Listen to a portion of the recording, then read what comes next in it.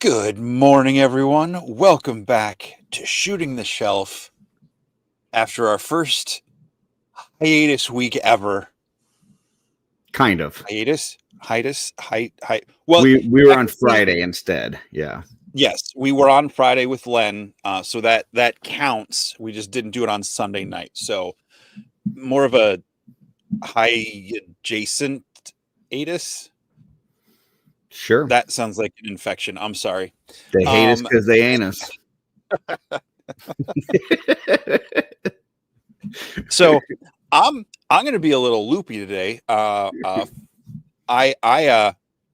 went to ToyCon New Jersey with our buddy Brett Stoddard yesterday. But Brett likes to be first in line, but I've learned he's not first in line anymore. Not enough people talk about how early Brett gets up in the morning.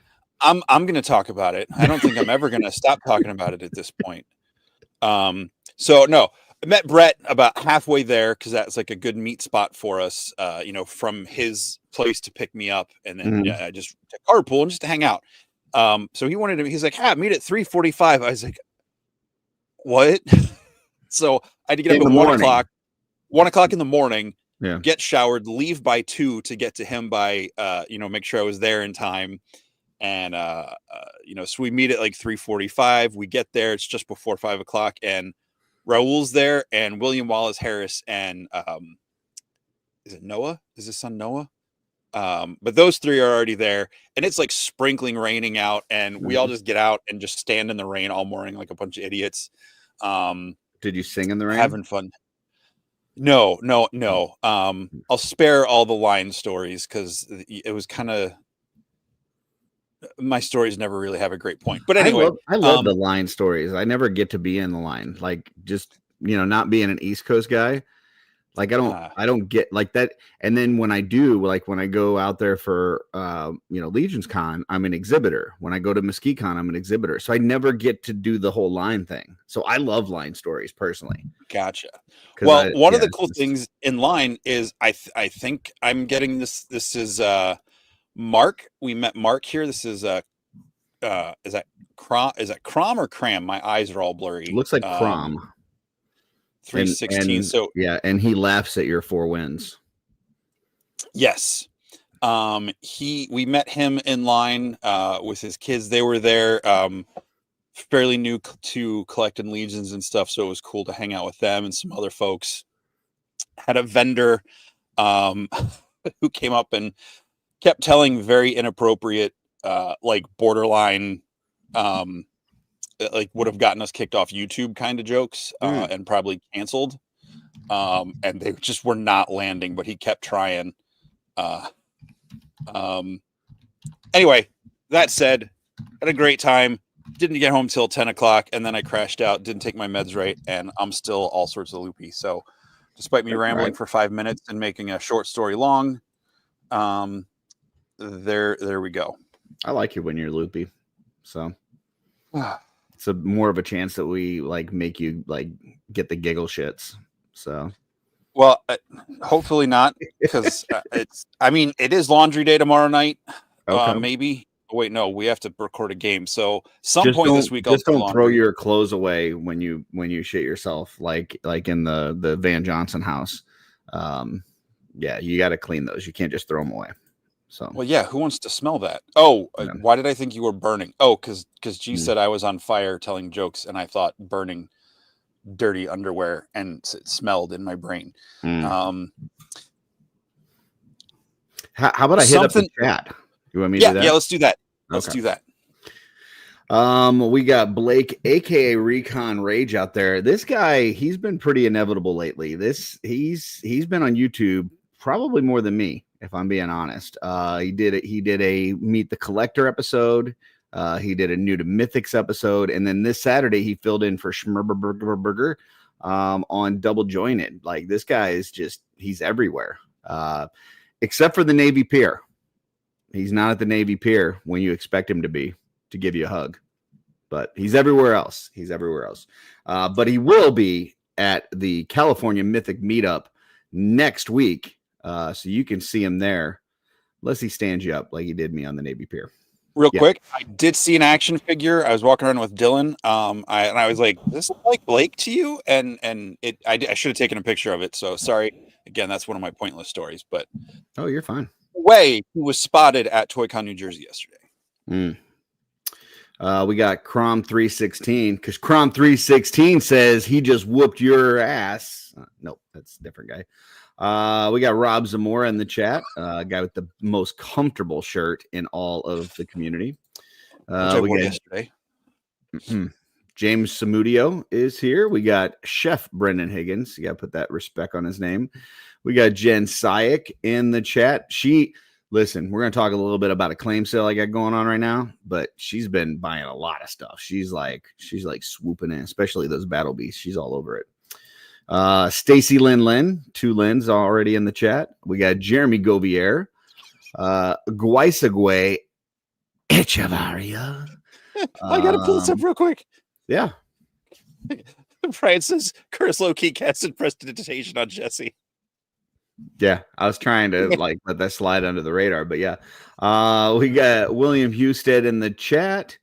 Scrolling. We got Kevin Hamilton is here. We've got Brian Carr. He's in the chat.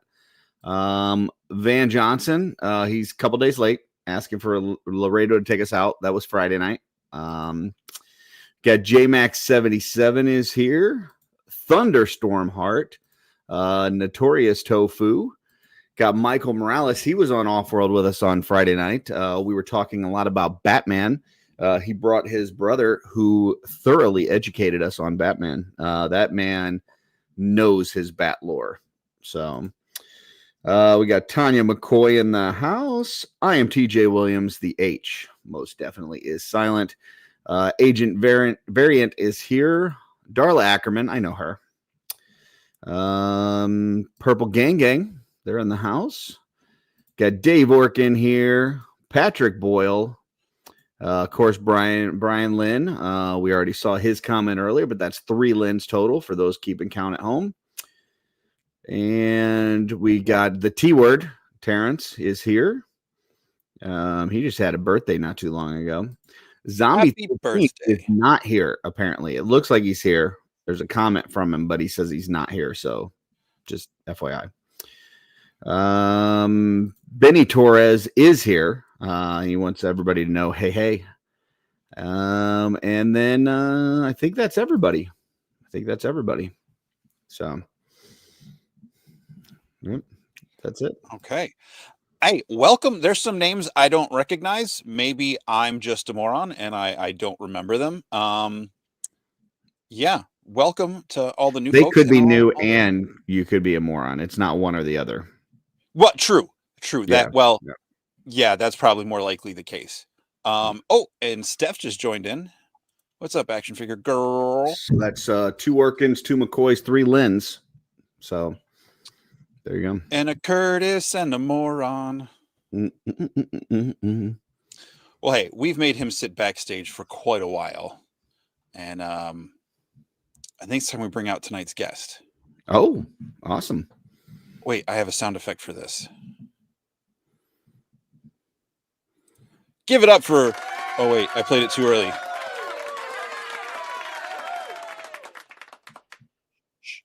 Everybody, please give a round.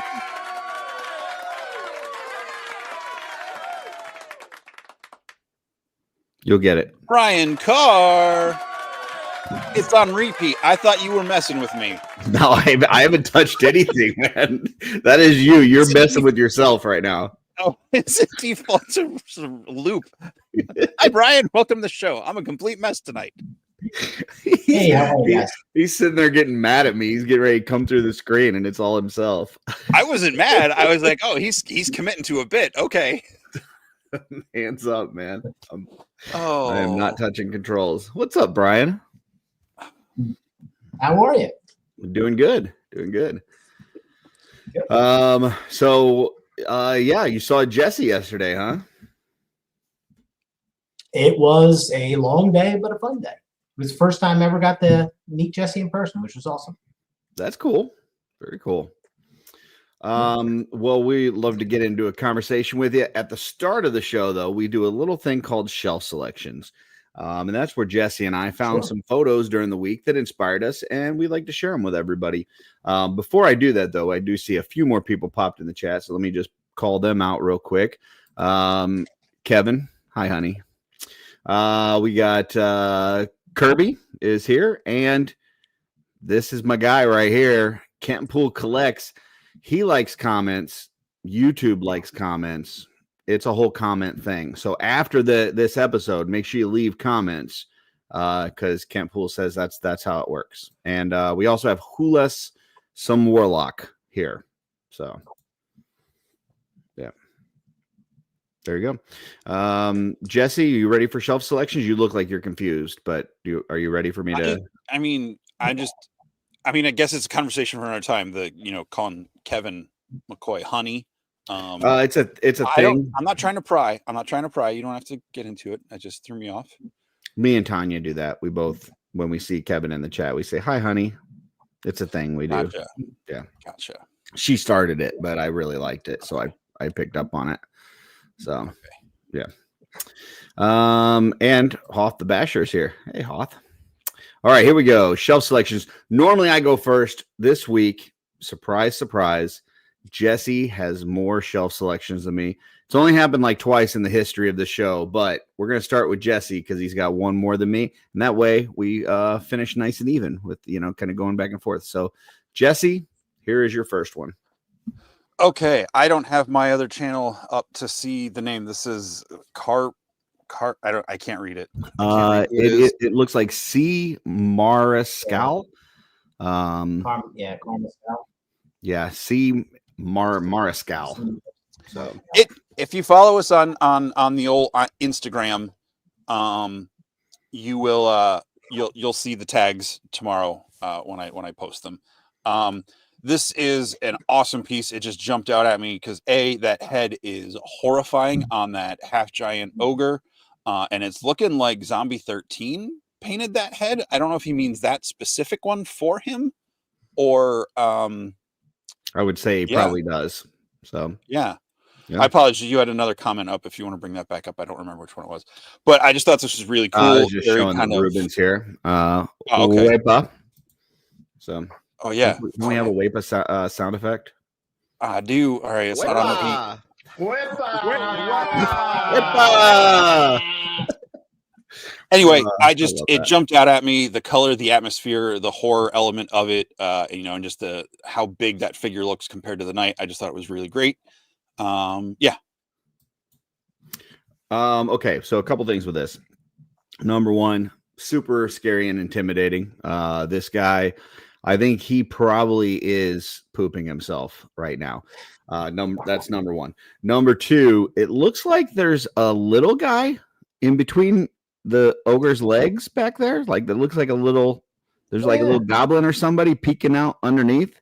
And then also the ogre, his skirt piece is a little off center. So I don't know if he was just like, this knight came to the door, he knocked, he wasn't fully dressed yet, he had to throw on his clothes real quick, and he's like angry because the goblin thing in the background, I'm guessing, is his girlfriend, and she's been nagging at him, and they've just been kind of in a fight. And so this guy comes to the door all disheveled, waist piece kind of crooked. And then he opens the door and he's like, what do you want? And this guy was probably trying to sell him a vacuum or something. And it's just not going to go well for him. So that's what I kind of think is happening in this picture. Brian, do you think I'm spot on or what do you think? I think you're pretty close. I think this guy's just got a really, really bad headache and he's not real happy about it. And I don't know if the guy who knocked at his door is the person who split his head in half, but whoever did that, he's really pissed, and I think he has every right to be. Yeah. So he's knocking these doors in. Would you say it's a splitting headache? I would say it would be. I think that is a splitting headache, and I don't know if there's like some teeth in there. He's going to try to. They've had some of those monsters before where your head opens and they eat them, or this guy's in trouble. But he took 2 Nuprin, and now it's gone. And now it's gone. Yeah. There you go. Yeah, this guy's in big trouble. Bottom line. All right. Next one is one of mine. This is a pretty regular for me.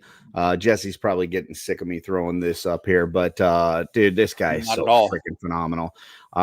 So this is maxed out _ studios. I'm sure he does other stuff besides Mafex, but he does a lot of Mafex repaints using an airbrush for the most part. And like they just come out fantastic. I think Mafex is top of the line anyway. I think their figures are absolutely phenomenal, but this guy just takes it to a different level with his airbrush. So yeah, I mean it's just fantastic. And I saw this shot that he posted with several different versions of Spider-Man that he had worked on, and it's just it's just fantastic. It's absolutely fantastic. So Brian, we'll go to you next. Spider-Man is by far my favorite character in anything, not just comics, in anything. And having all these different versions, so diverse, so different, like the mattes, the shiny, the cloth goods, it looks like the shading. I mean, I haven't seen this. I'm going to have to follow him because I don't know his work, but I am loving every single thing I'm seeing. And all the different costumes. It looks, the Scarlet Spider with the hood, and this guy is some next level stuff. So I appreciate it. I am definitely going to follow this guy immediately. Yeah, and I mean, like I said, Mafex already does great figures anyways, but if you look at his Instagram, he'll have some side-by-sides of like what the figure looks like before he paints it and after, and it's just, just blows it up. So, Jesse, thoughts on this? You can bring up maxed out anytime you want. I will not be upset about because it's awesome work. I mean, you can bring up anything you want all the time because you always pick good stuff. I might tease you, but that's how we do. The work is great, and I agree with everything Brian just said. Like the different textures, the shadings, the depth. It's just to see.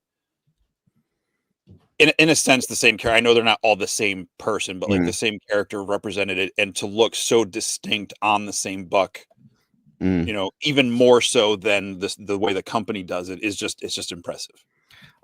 He does a really good job of bringing out the muscle definition with the shading, but I really like that second Spider-Man that he's got there. Like some of it's not just the blue offset by the red. Like he does have all those like black shading on the outsides of the blue. It's like very detailed paint work. So good. So really great. And Brian brought up a good point there, Jesse, that we failed to mention before. But as we go through here, if you see somebody that you're like, wow, that's great work, and I'm not following them, go ahead and give them a follow, because what happens is that makes your Instagram that much cooler. So because Instagram does this thing where it goes, hey, he liked this thing, he followed this thing, let's show him more of this thing. So if your Instagram is full of stuff that you're like, what is all this weird crap on here? You better evaluate what you're looking at, buddy. All right, here we go. You gotta get your rhythm in algo, and then you'll be good. Exactly. This one's Jesse's. Jesse, you want to talk about this? This is from the Kung Fu Jedi. This is our buddy Douglas Tupper, which I believe it is his birthday today, or at least he's celebrating his birthday today. So happy birthday, Douglas. And this is Caspar, the Triceratops from the Defenders of or Armies of Ashmore from Defenders of Eden line from our other buddy Matthew Rodriguez. I just liked it's an outside shot in the grass. I don't know if he was pandering to me or just having fun. No, I know he was just having fun because he takes good pictures. But yeah, I just thought this was cool seeing this white Triceratops out in a grassy field. I think what you meant to say was this is Caspar, which is the Triceratops from the Armies of Ashmore, from the Defenders of Eden, from the Ideas from Mars, from Matthew Rodriguez, because he's got to have like 15 freaking names so that nobody knows what the hell they're buying. That's what you meant to say. But that all being said, this looks great. I love it. I love that it's an outdoor shot. It really makes the green armor pop.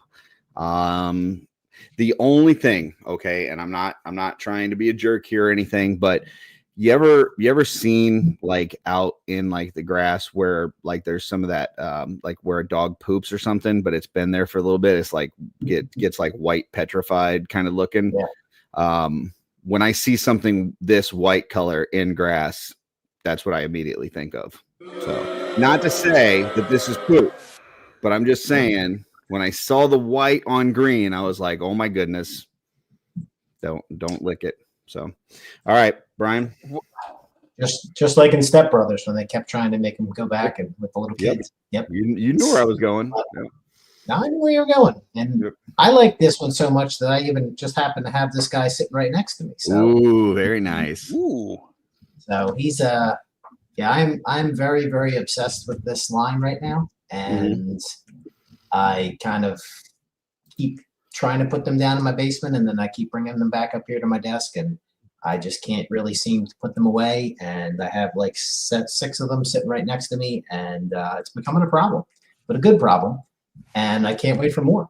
And I love the photo, how looks like he's kind of, the grass is a little tall, and not that he can really hide in the grass because he's too darn big, but you can kind of see some of the grass up against the front of his legs. So it kind of looks like he's walking through the grass and looks like he's ready to mess somebody up. And if you haven't gotten any of these, highly recommended. Go grab some. Yeah. And if you did get some of these and you're a backer of the Kickstarter and you haven't gotten any emails, check your spam folder or reach out to Matthew Rodriguez if you use like 8 different names yourself for your that's different from your Facebook or Instagram or whatever, because he's trying to get everybody their stuff. I'm pretty sure that stuff comes in cans, Jesse. I don't think it'll fit in the folder. So spam. Yeah. I don't want to talk about spam. Next one. This is Tony's_figs on Instagram. And I actually got to talk to Tony last night. I was so excited. So I've been looking at this guy's work. He posts in a lot of the like McFarlane groups, the DC groups, things like that. And he is a McFarlane connoisseur, such as myself, and has put together this awesome team here, as well as many other figures. And I taught you that word. That's a $5 word. I know, right? But he's made a lot of like adjustments to these. So like the Martian Manhunter, he made an adjustment to his torso to stretch him out a little bit. Same thing with his ankles. He's put a soft good cape on the Batman, soft good cape on the Martian Manhunter and the Red Tornado. He did that Green Lantern is like a modified Green Lantern from like 3 different figures. So the Superman there, I actually just picked up some stuff to do a mod that I saw that he did, where that's the new Superman figure, but the way that it comes, it's got like a black outline on the Superman logo. So he did this video where he took some like fingernail polish remover and removed the logo, and then bought these like vinyl logos from eBay, and he applies it and makes it just look fantastic. So he does, first off, I love this set anyways. I love these figures. I love these characters. But the fact that he takes these and he makes minor modifications to make them look the way that he wants them to look, I absolutely love it. And there's definitely several of these that I'm going to steal. He happened to be on the clubhouse last night, and I didn't even I'm in the clubhouse with him for probably, 30 minutes before I realized that that's who he showed one of the figures, and I'm like, oh, Tony's Figs has that. I'm like, oh wait, this is Tony's Figs. I was like, holy shit, dude, we got to talk. So it was awesome. But yeah, this guy's great. Follow his Instagram if you like DC. If you don't, follow it anyways, because he's a cool guy. So Jesse, I'm still and I'm not trying to mock McFarlane toys, because I have a Justice League set of my own, and that this does not look like the McFarlane figures. I know you said he made some custom, but just the scale and the size, these look fantastic, and they look great together. If I'm not following them already, I definitely will be. This is great. I really love the look of that Batman and the Superman up front, especially. Yeah, and he's got a YouTube channel too. So some of these, like when he does the modifications to kind of stretch them out or whatever, he'll do a little YouTube video showing how to do it. So it's just great stuff. Very cool. Brian? Yeah, no, I mean, I am not a fan of McFarlane at all, but these figures look amazing. And from what he's done to them, I would buy all these figures. And I'm not a DC guy, but these look phenomenal. I mean, I'm sorry, I gotta pull this up from David. He says you could say he really did these figures some justice. He sure did. I mean, they look completely different than any McFarlanes I've seen, just from, like you said, the tweaks. It almost looks like even like the Superman looks like he's almost wearing like a cloth goods outfit. I know this is a newer Superman. That one does come with a soft good cape.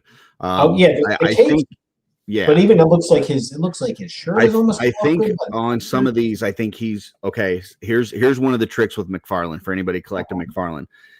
The best thing to do with almost all of these is hit it with a little matte clear coat, little Mr. Super Clear. Just hit it with a matte clear coat, and it all of a sudden makes them look just a million times better because you get that shininess off of the plastic. So I'm guessing he probably did that on that one. And then I know he hit it with he put that vinyl logo on the middle. But yeah, you hit it with a matte finish and you put some soft good capes and stuff on here, and all of a sudden it transforms. And if I was buying these, if I was buying like a Mafex figure and I'm spending $100 on it, I wouldn't want to have to modify it. But if I'm buying a figure for $25, I don't mind making a few modifications to make it look the way that I want it to look. So love them. Yeah, they look like completely different figures than. Yeah, I mean, just with those little touches, and they're not so minor, but they look phenomenal. Yeah. I know they've done a line of figures based off of some of the Alex Ross art, but these look like it looks like he made figures out of the people that Alex Ross used as model. I'm not saying he did, but like I mean, they look great. Just the lighting. Yeah. Anyway, sorry. I'm gonna have to try out with that Mr. Super Clear. I haven't done that to my DC figures. Now, Rob, come on. Diarrhea. Come on. I mean, listen, I get it. The figures still have pins in them. He makes a million Batmans. I get all the jokes. I get it. But that being said, I've gotten quite a few characters in his line that I never thought that we would see in a retail line, like just unique figures like the Dr. Fate that we just got. This one, man, dude, this thing is phenomenal. Now I did have to give him a casting hand because McFarlane decided not to give him a casting hand, even though he includes a card with him with a casting hand. It's like, dude, you put it on the card, but you didn't give it to him. So, sometimes you have to make minor tweaks, but for the price point for retail figures, man, dude, the value is there for sure. But I'd be fine with paying an extra $10-15 or whatever if they were like that figure. Oh yeah, for sure. So happy to do that. I mean, but just the regular McFarlane. But if you're customized, you can push it up a little. It's worth it.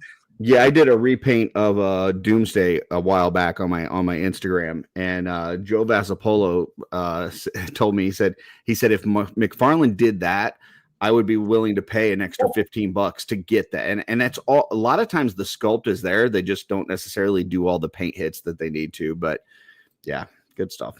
Yep. Jesse, this one's yours. So this is Toy Photo Guy and a couple other folks. I think it's one of those like collab sets. But we got some Mythic Legions fighting in front of Dio. Again, I just really liked the dynamic pose. I don't really feel like I've seen a pose quite like this, like kind of mid swing, and an upward, swords clashing. I just thought it was a really cool photo. I like the lighting on it. I thought it was really cool. So cool shot. Love the action pose. I'm with you on all that. I will say, when I first saw this, when you sent this to me and I put this in here, I thought that orc had a ponytail.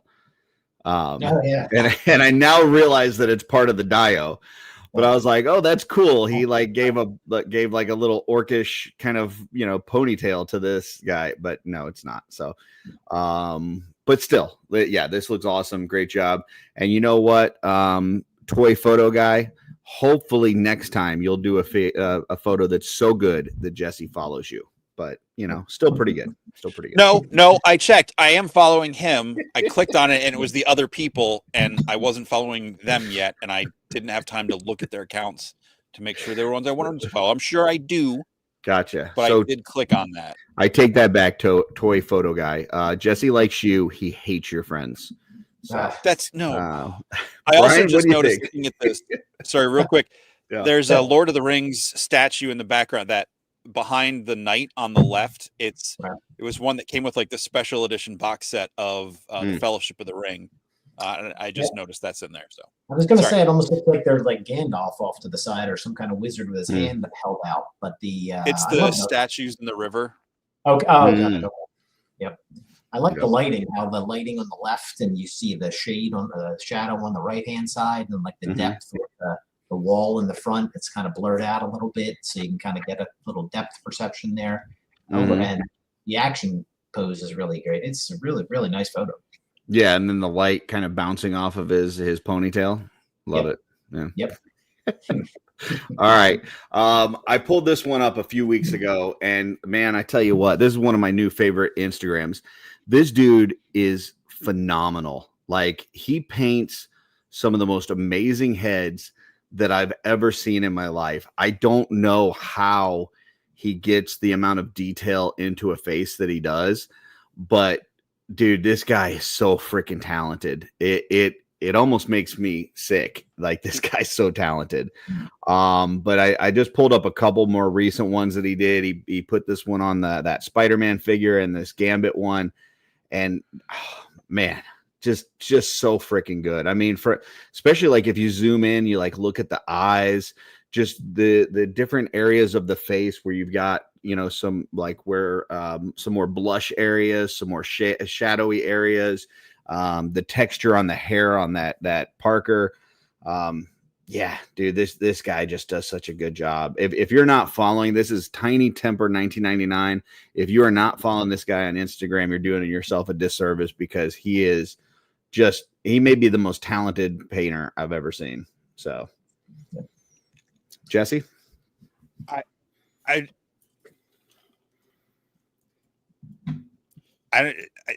don't know. I can't form the words to say how impressed I am. So I think we're going to have to go with that. Wow. Listen, and Tiny Temper 1999, if you watch this, just know that he would love at this point to just rip on Gambit, because he loves ripping on Gambit. And you did such a good job. He can't even say anything bad about Gambit right now. So good job. Good job, sir. Brian? Yeah, like I said before, Spider-Man's my favorite character, and this is probably the best. Well, isn't probably, this is the best Peter Parker head I've ever seen, and it's not close. And one of the reasons I was on the fence and still haven't got that Maximum Spider-Man is because I hated that Peter Parker head. He looked awful, and I just couldn't pull the trigger yet on it. And Gambit is my favorite X-Man, and he looks phenomenal too.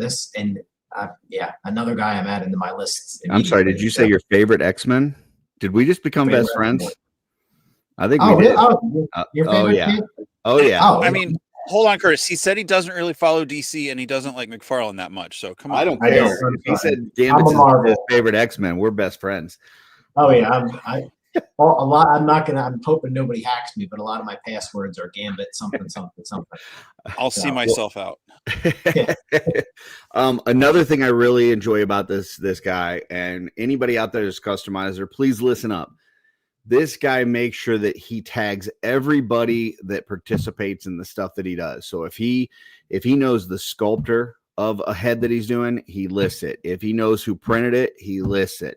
Like, this guy's giving credit out there to the folks that created this stuff with him. And I think that's super important in this world. Like, as we're doing this stuff, if you know who worked on these things that you're painting, it's cool to post your work. It's cool to, have people love it, all this and that, but make sure you're giving credit where credit's due, because there's some sculptors and 3D printers out there that just fly under the radar, and people should know, like you said, this Peter Parker looks great. The paint job's amazing, but also the sculpt and the print are super clean. So the fact that he tags those folks, I think is really awesome. So yeah, always good to give credit. Yep. Jesse, now that you've had some time to kind of, take this all in, any other thoughts? I mean, even the level of work and detail in the two different heads are both phenomenal, but like the subtle differences between like the hyper real of the Peter Parker and the more realistic cartoon style of Gambit, like it's different. You can tell it's the same artist, but like, you know, it's just, yeah. I liked that as well. But when I looked at this, I was like, he did a good job of kind of continuing the same style on the figure into the head, right? Like you know, that one is from the cartoon line. I believe that's the 97 one, right? Like the new one that just came out. Yep. Looks like it. I think it is. And so, yeah, continuing that same kind of style as you go up. And then the other one, I believe, is the Rebel Tech. If I'm not mistaken, somebody correct me if I'm wrong, but I think that's the Rebel Tech one. Right. And so then giving this one like the more realistic, you know, style, I think works better with that one. So, yeah, great work. All right, next one is from Jesse. Okay, this is waiting for it to catch up on my big screen. Eripic_tan.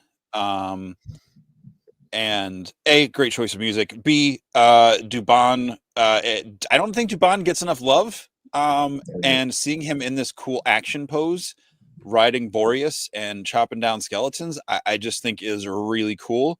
And for a picture that's mostly, you know, shades of gray, it still has a lot of emotion, a lot of weight and action to the posing and the lighting. Looks like he's like running through a canyon or under like some sort of cliff face, and the way the lights come in from the top right, it just really cool. And just like the head flying through the air, you know, just seems, it's just epic. I love it. Yeah, I don't know skeletons within Mythos. I don't know if when you sever the head from the body, if that kills it, or if it's just, you know, like separated from the body. So I kind of saw this and thought maybe the skeleton is like, hey, you know, like why'd you do that? You know, like he's yelling at him as he's just, you know, he swipes, cuts his head off, and he's just riding by, and the skeleton's just like, you know, hollering at him. So like that one Pirate of the Caribbean movie where the guy with the seashell head and it turns into the crab and starts crawling after his body. Right. But I love the movement here shown here. Like it looks like, you know, he's really galloping through here. You got the cape flowing. The horse looks like he's, you know, doing that like horse thing where they like dip their head as they're going. So yeah, just great. You know, it looks like movement in a still shot, which is awesome. So, Brian. Yeah, I'm of the belief, like you were saying, that if you cut a skeleton's head off, it's still going to keep walking, because it's not like you're cutting off a blood flow or anything nervous. So he's going to still keep coming after you, but he's going to be kind of angry that his head is flying through the air. But the way he's like the Boreas' head is down, because you can see there's like looks like there's another, I don't know if it's a knight or someone in front of him, or if it's it looks like another skeleton like down low, in front. Because it looks like the same helmet. Yeah, he looks like he's almost putting his head down, ready to charge right through him. I think the horse is getting ready to just stomp him to death.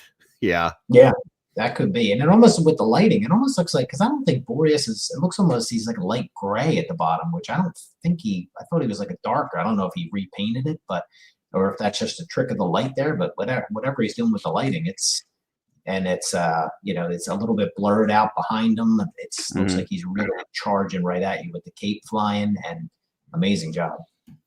Beautiful stuff. Yeah. This next one, this is from Guisa's Toys on Instagram. It's our good friend G Guisagwe Echevarria. And so he sent me this picture earlier today. He sent it to me first, and he's like, hey, can you make this a shelf selection? I said, I'm sorry, G. We only do shelf selections for things that are on Instagram. I said, but if you put it on your Instagram, I will definitely pick it for a shelf selection. So he put it on his Instagram, but he actually did not set this up. This was our good friend, Jesse Arnold. Apparently, Jesse had gotten some stuff at ToyCon New Jersey and was sitting there playing with his toys, because you know what, folks? That's what you do. You have fun with your toys. And Jesse was doing that, and it inspired G. It made G go, you know what? That's awesome that he's playing and having fun with his toys. And so he wanted to share this picture, and I think it's awesome. And I think it's why we all love Jesse, because he's a kid at heart, and we love that part of him. So, Jesse, what do you have to say about yourself? I love that Kevin's making almost a little appearance there in the back corner. Lowercase Kevin, not Kevin McCoy, which is apparently now going by Honey Official on YouTube. Oh, very nice. But yeah, I was like, I love. I've done this since I was a kid, like waiting to open toys. The fact that I have a second Stavros that came like 2 or 3 weeks ago, still in the box, is driving me crazy. But I'm like, I don't know what I'm doing with it to customize yet, so I haven't opened it. But opening Legos in the car on the way home from the store when I was a kid, my mom yelling at me because I was going to lose all the pieces. Yeah, it just, as soon as I'm done walking around, I go sit down and I start opening my toys and playing with them. So, it looks way cooler than I thought it did from this angle. That was just like a piece of concrete, like elevation on the corner of the floor in the hall that the convention was in yesterday. So, yeah. Kevin says General Ganesha needs 4 lightsabers. So there you go. Brian, thoughts on Jesse? I think Jesse and G sounds like a tag team championship team ready to get those belts. Yeah, G could ride his back like Master Blaster or something. Yep, G will jump right off the back and just give you a drop kick right in the face. Maybe hurt a karate. You never know. But sure. I thought, where are you down with dad jokes? Love dad jokes. But I had a feeling that I was going to see something from Jesse with this, because we were at a diner on Saturday and he couldn't wait to bust out the Ganesha and was playing with it at the table while we were waiting for our food at the diner. And so I had a feeling something was coming from Jim. But I love the picture. I love all the hands, everything that Ganesha can do, all the different accessories, even the rat going after the food down at the bottom. That's so Jesse and G, awesome tag team. Very nice. Jesse, can you move it to the next photo, please, which is yours, I believe? Oh, okay. So this is our good buddy Emil Wickman. Curtis would like to say he's an up and coming artist and say his name all wrong 100%. On purpose. So I'm glad he let me do it. But this is he's been doing a whole bunch. I mean, he's known for his kind of tribute figures, and he's been doing some stuff. And Shockwave has always been one of my favorite Decepticons. And when I saw what he did with this and how he like dremeled out the visor so the eye would be exposed, and just the different parts he used, and I was just blown away. I mean, I shouldn't be blown away because his stuff is always amazing, but it's just really cool, and I love the colors he's got on it to really like capture the character. Emil, awesome. Brian? Well, Transformers and He-Man were my 2 favorites growing up. G.I. Joe close behind, but I remember going to the comic store and I think it was Transformers number 5, the comic book with the Shockwave on the cover, and it said Transformers and it said are all dead, and he had his gun smoking like he had carved that into. And I remember seeing that as a younger kid. I don't remember how old I was when it was there, but I saw that picture and I knew I was going to love Transformers forever. And this kind of reminds me of that, with the gun kind of sticking right out there. And just, he had a little smoke effect coming off of that, and put him in front of that wall. I mean, it looks like it could have stepped right off that comic cover. Yeah. So Emil's been on fire lately. I mean, he's kicked out so many tributes this year. And when I tell him that, he's like, well, a lot of them have been stages of work for a long time. It just happens to be that they're all finishing up right now, but I don't care what he says. Like, this dude's been putting out some massive talent. And yeah, I mean, it's all phenomenal. It's just great stuff. And it's one of these things where I know he tries to stick to, as many Legions parts as he can, if not all Legions parts. He uses things in unique ways, but whenever you see one of his, you know exactly who it's a tribute to, like unless it's, sometimes he gets commissions from people for a property that maybe I don't recognize, or it's a video game I haven't played before. But if it's something that you've experienced, as soon as you see it, you know what it's in reference to. And he's just doing a great job. So he was in the studio today and I loved seeing him. It was awesome. So Meal, we love you. That is it for shelf selections, but we got a couple more things here to show. First off, next Saturday, wait a minute, that's not next Saturday. This is next Saturday. 2 shows going on, East Coast, West Coast. It don't matter. We got you covered. Wolf King Customs, coast to coast. You've got Lehigh Valley show. Jesse right there at the top of the screen is going to be at the Lehigh Valley show. And on the West Coast, your old boy Curtis Akerman, he's going to be over there on the West Coast Mythic Meetup. So whether you're East Coast, West Coast, you go to one of these shows, you're going to get to see somebody from Shooting the Shelves, somebody from Wolf King Customs, as well as a whole bunch of other people that are going to have some awesome stuff for sale. Some great hugs will be given out, all that kind of stuff. And you see on these posters, you got barbarians at both shows. So if you want a barbarian, it's the hottest figure going right now. Go to either of those shows and we got you hooked up. So Jesse, any thoughts on Lehigh Valley? If you are getting there for a barbarian, just remember these smaller street team shows do have limited quantities. So if you really want one, do like our friend L Tidy Brent Stoddard does. Make your friends get up at 1 a.m. and drive for 3 hours to be in line before 5 o'clock. And you might get one. If not, don't worry. They will be for sale on Store Horseman later this year. So if you can't make it to a con, or if you miss out, don't go spending like $150 for one on eBay. You'll be able to get one at regular price towards the end of the year. And I would say for the West Coast Mythic Meetup, if you're going there, expect even less barbarians, because not only is it a smaller show, but they're having to ship it across country, right? So you're not going to have a massive amount there. They can't just drive to Lehigh Valley with that stuff.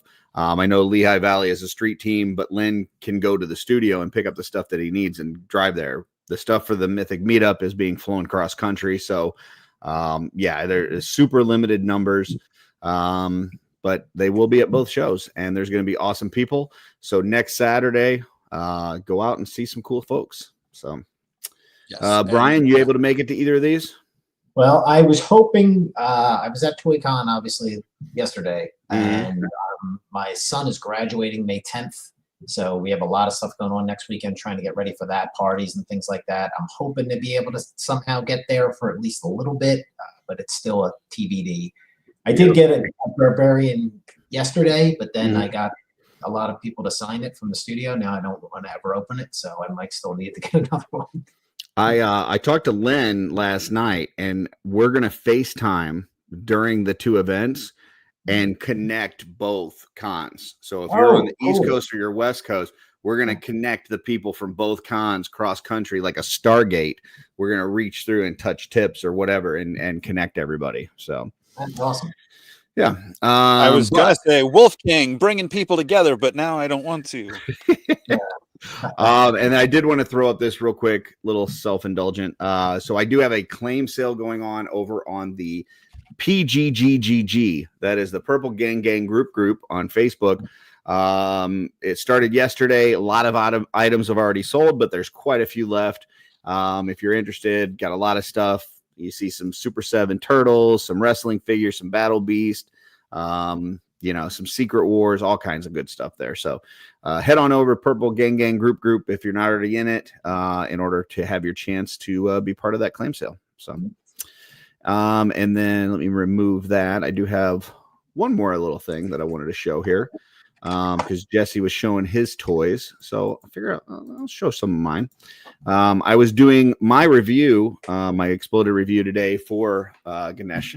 And so just want to show some pictures I got. This thing, first off, this thing is just phenomenal, dude. It's such a great figure. But I got this one, and then I got a couple swaps that I did. This one's just kind of silly. I wanted to see what the elephant head would look like on a 1.0. but you know, That's cool. you could make it work. It's a little color different from the Zenithon, but you know, I got this guy. I like this one. I think this one's pretty cool. That's cool. Little. I say little ranger, but he's not little. He's a big ranger. And then this guy. So yeah, Nice. So you can do that too if you want to not touch it. So Let the hammer go on. Yeah, exactly. So I think something going on? Is there I think there's a problem with the show. Something's coming in. Oh, it's Rob Zamora. What's going on, man? What's up, guys? What's up, Brian? Yeah, we wanted to bring Rob on to surprise Brian. So yeah, I'm very surprised. So because not too long ago, a little bit ago, we had this 24-hour stream, and during the 24-hour stream, at the very end, things got nutty. We almost broke Jesse. There was, you had pretty much the whole studio on his channel. You had the channel hit 1,000 subscribers. You had this like unmatched generosity of people like throwing out super chats. We're giving out dragons. And on top of that, he's trying to do YouTube math, which is more confusing than Steiner math, really. Trying to figure out like when super chats are coming in, how much of a percentage that YouTube is keeping when they keep a certain amount from if people donate via iPhone and a certain amount if people donate via Android. So you have to kind of like figure that out. We pretty much broke Jesse. But during that, and a dual stream. And a dual stream.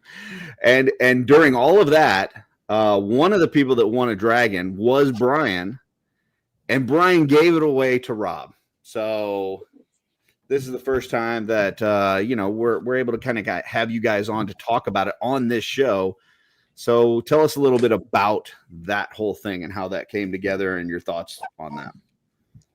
Well, first of all, I want to really shout out Mark Thomas because he kind of started the ball rolling on everything with that. We were in a group chat, and we luckily when I first started, because I've really only been started Legions last July, and I started out, didn't really know a lot of people, just knew how great the community was, and Shmerb reached out to me just out of nowhere and sent me this long voicemail just introducing me to everything and trying to say hit him up because when you first start, you don't know anybody. You don't know. I didn't know Wolf King, Purple Guy. I don't know these people from everybody else.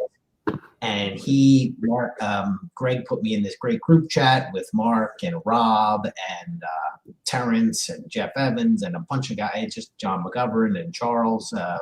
There's a ton of guys in there, and we just talk every day and talk about Legions, about all different kinds of toys, keep each other updated with everything.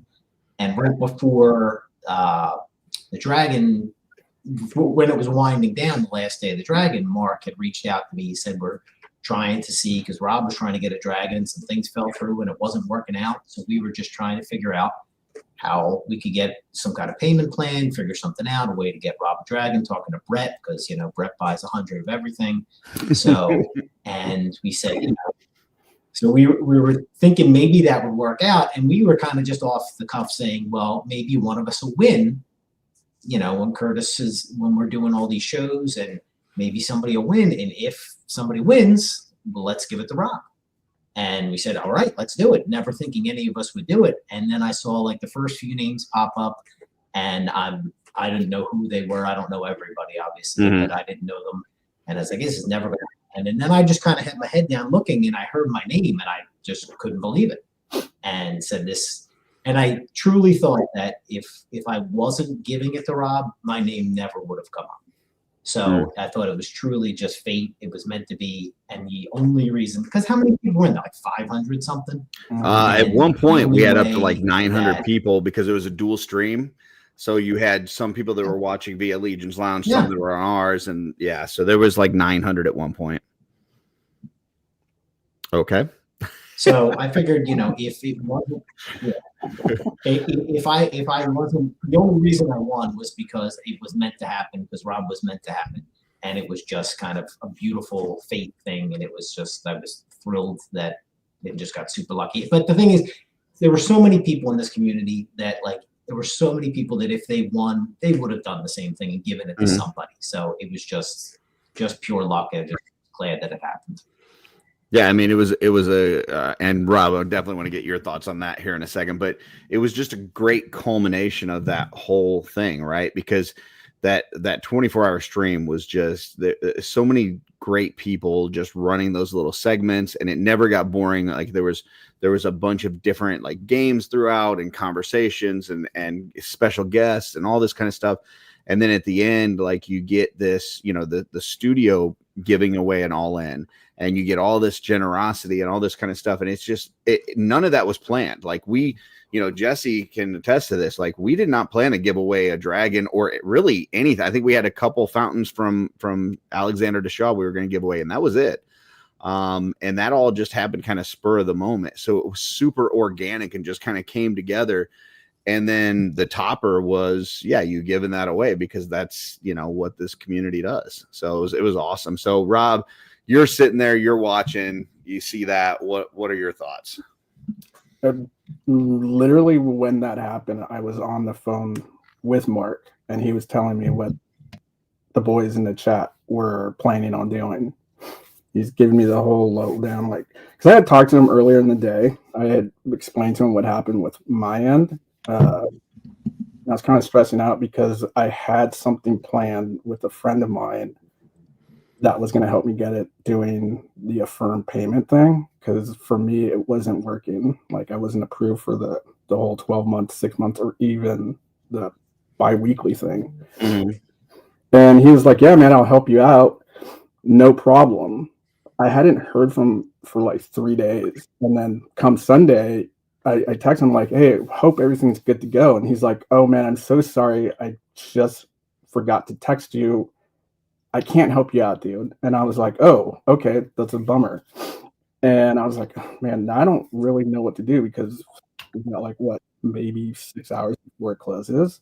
Mm-hmm. And I think I even told Jesse that because he asked me if I wanted to jump on later. I told Mark, I don't know. I was just talking to Mark about the tribe, and I was telling him what was happening. I was like down, and he's like, huh.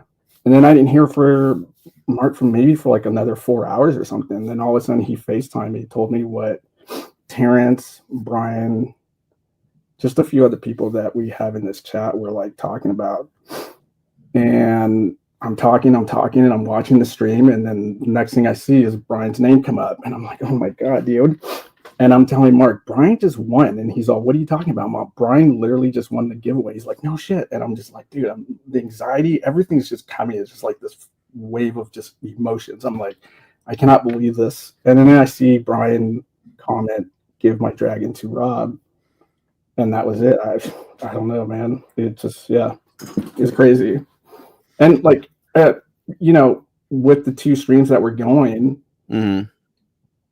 The amount of people that were in there, I was just like, there's just no way. Like, there's no way that anybody's going to win this. And the people that are just going to be I'm not like trying to talk down on the people that won, but it's just a bunch of people that I've never seen before that were just kind of, I'm just like, dude, this sucks. There's just no way that this is going to happen, but it happened. Oh, the awesome thing is, so the people that won, and I can't recall their names off top of my head, but I can tell you that one of them was a sister of somebody in the community who was like super excited she wanted one of these dragons and was super excited to get it.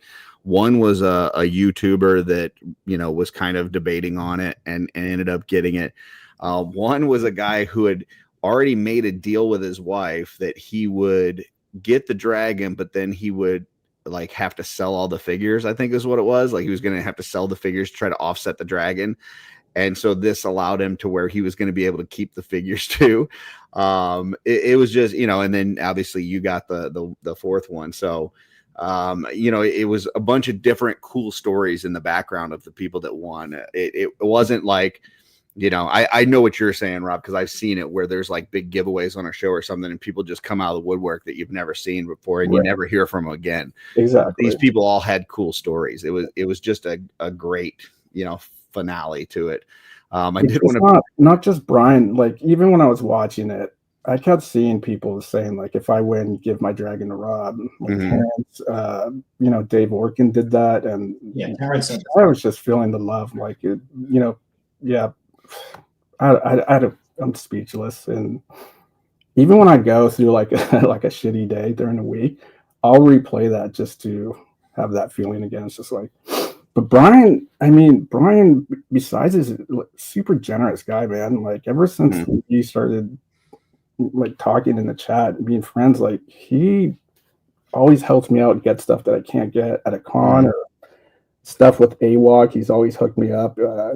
He's super generous, and I'm just grateful to be his friend. Like, you see sometimes in the cabal, there's folks out there that complain about different things in the community and cult-like behavior and all this and that and all this that kind of stuff. But when somebody's in trouble, we've had people that have passed in the community, and the community has rallied around their family and helped raise money. We've had people that have been going through surgeries or going through illness, or they had a flood and lost their collection. It happens so many times that it's just too many to count. So it's just another one of those instances where, you see somebody in need, and you take care of it. And it's not, it's not like Rob, you just showed up out of nowhere and you're like, hey, I can't get a dragon. Like, you're part of this community. You're on the shows, you're in the comments, you're active in the cabal, and, commenting on people's posts and just being a positive influence and around others. And so then when somebody like you needs help, like, people just want to rally around that. And that's what this is about. So, yeah, I felt it. And like what G's saying right here, I would have been crying. I'm actually teary-eyed right now. Like, Mark can vouch for me, because like when we were literally on the phone, I started to tear up. I was like, man, I can't believe this is happening. Like, it was awesome. And totally cool. I did want to pull up this comment from Dusty and address it real quick. He says Curtis started the whole thing doing what he does, and it snowballed from there. So I want to kind of offer a little background to how this whole thing kind of started, as far as the giveaway of the dragons, because before we started shooting the Shelve / Legion's Lounge that night, so we're backstage before we go live, and Nate Strong made a comment backstage about how they were the headliners. Legion's Lounge is the headliners.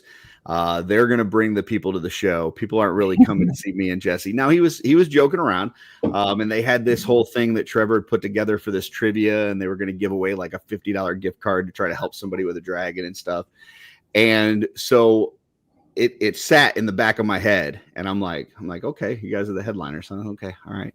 So when it got to that point where I said, let's give away a dragon, it was really like, okay, if a dragon's $550, I'm going to throw up 300, right? That's more than half the dragon. Now it's up to this other show that says that they're the headliners to come up with the other 250. And if they don't, like, now who's the fucking headliners, right? So it was what I call generosity out of spite. All right. It's a thing that I do. And that is what started this whole ball rolling, is because Nate had to make a smart ass comment, and I had to get back at him with generosity out of spite. So I don't know if you can see the numbers of who's watching what stream, but I had both you guys and the Legion's Lounge open, and you guys had more viewers than they did by far. Oh. Jesse, you're muted, or your mic cut out. Yeah. I guess I don't know how long I've been on mute. I haven't been saying much anyway, but if I've said anything in the past, I don't know how. Anyway, I mean, technically it was our normal time slot on Sunday night, so that people were more used to us. And they had to come over to ours to put in for the giveaway. Right. Yeah. So well, yeah. Still. And I will say, like, if you look at our show on a regular basis versus theirs, they definitely get more viewers. But it was just, and I know Nate was, because we play D&D with Nate and Trevor, and even now Bill we're doing a campaign for the Mythic thing that they're doing from Four Horsemen. So we interact with those guys all the time. So I know Nate was just like joking, but just something about that just stuck with me, and I was like, okay, all right, yeah, we're gonna give away a dragon. This comment came in while Tyrion said, but I didn't want to be the one to say that. So. This comment came in while Curtis was, throwing himself under the Spiderosity bus. That Thunder Stormheart said those moments are exactly why I decided to stay and further engage in this line beyond just Baethier. I don't think it was because Kurz wanted to be generous out of spite. I don't know. Spiderosity is pretty good. I feel like Curtis would have gotten to that point even without that nudge from. I'm not saying that Nate didn't have a hand in it, but like that's who you are. You are a generous person, Curtis. I am, but I am in the camp of what Brian was saying earlier. I think all of that happened for a reason. I think Nate saying what he said, it's sticking with me throwing that out there, them matching it, the super chat, like all of that just happened, right? It was just like one domino that led to another domino, that led to another domino, that led to Brian winning, led to Brian giving it away. Like all those dominoes had to fall in place in order for Rob to end up with that dragon. And I believe it all happened for a reason, including Nate pissing me off. Yeah. And he usually watches on replay, so he's gonna watch this tomorrow and he's gonna message me laughing his ass off. But yeah, super cool night. But first off, the dragon campaign, everything that finished with that, you guys, I'm guessing over the moon, excited to get this thing in hand and all that. Yeah, man. I think just leading up to it, I was like, just anxiety was like overload, like just trying to figure out like if this was going to happen, like, even though my friend was just like, don't worry about it, we'll make it work. But something, I don't know what it was, something in the back of my head just like kept, I always think of like shit always goes wrong and good. But even when shit goes wrong, something always comes up where everything just works out. But yeah, like I said, with all the people that were in the stream, I didn't think it was going to happen at all, but it did. Is there a certain stretch goal throughout the thing that you guys were like, that's the coolest one? Like, what was the thing that came out throughout those stretch goals and stuff that was the best for you? The 2 nights, the first night for the dragon, like not the fire night, but the first night and then the second night, like that's just the ones that I was just like, man, I really want this dragon these nights, because for me, nights are the thing for Mythic Legion. So yeah, I just figured like, dude, if it comes down to it, I'm just gonna have to pay like a lot of money to get those. But that was it for me. What about you, Brian? I mean, I was in from the jump. There was no way I was going to miss it ever since, because I saw it. It was my first G-Con, and seeing them wheel it out, I just knew that I was going to try to plan and figure out how to get it and where to put it. And anything that came with it was great. I mean, I didn't really care what it was coming with. I was getting it regardless. I didn't end up getting the wings just because I didn't know if I could fit it. But I got the flame effect with the and the Burning Night, Benegar. I mean, anything, all those extras are phenomenal, but it was all just crazy. I mean, the dragon is just, it stands alone, and I was getting it no matter what. Yeah, I mean, just great stuff all the way around. But for me, that Burning Night, I love that thing. That thing is so good. Yeah. Especially the unlock that we got for it afterwards is cool. But I like the hands and feet on the first one, where it like starts out kind of metal and then goes into the flame effect. That transition that they did between those looks just phenomenal. So, Jesse, what about you? What's the standout that you saw through the unlocks?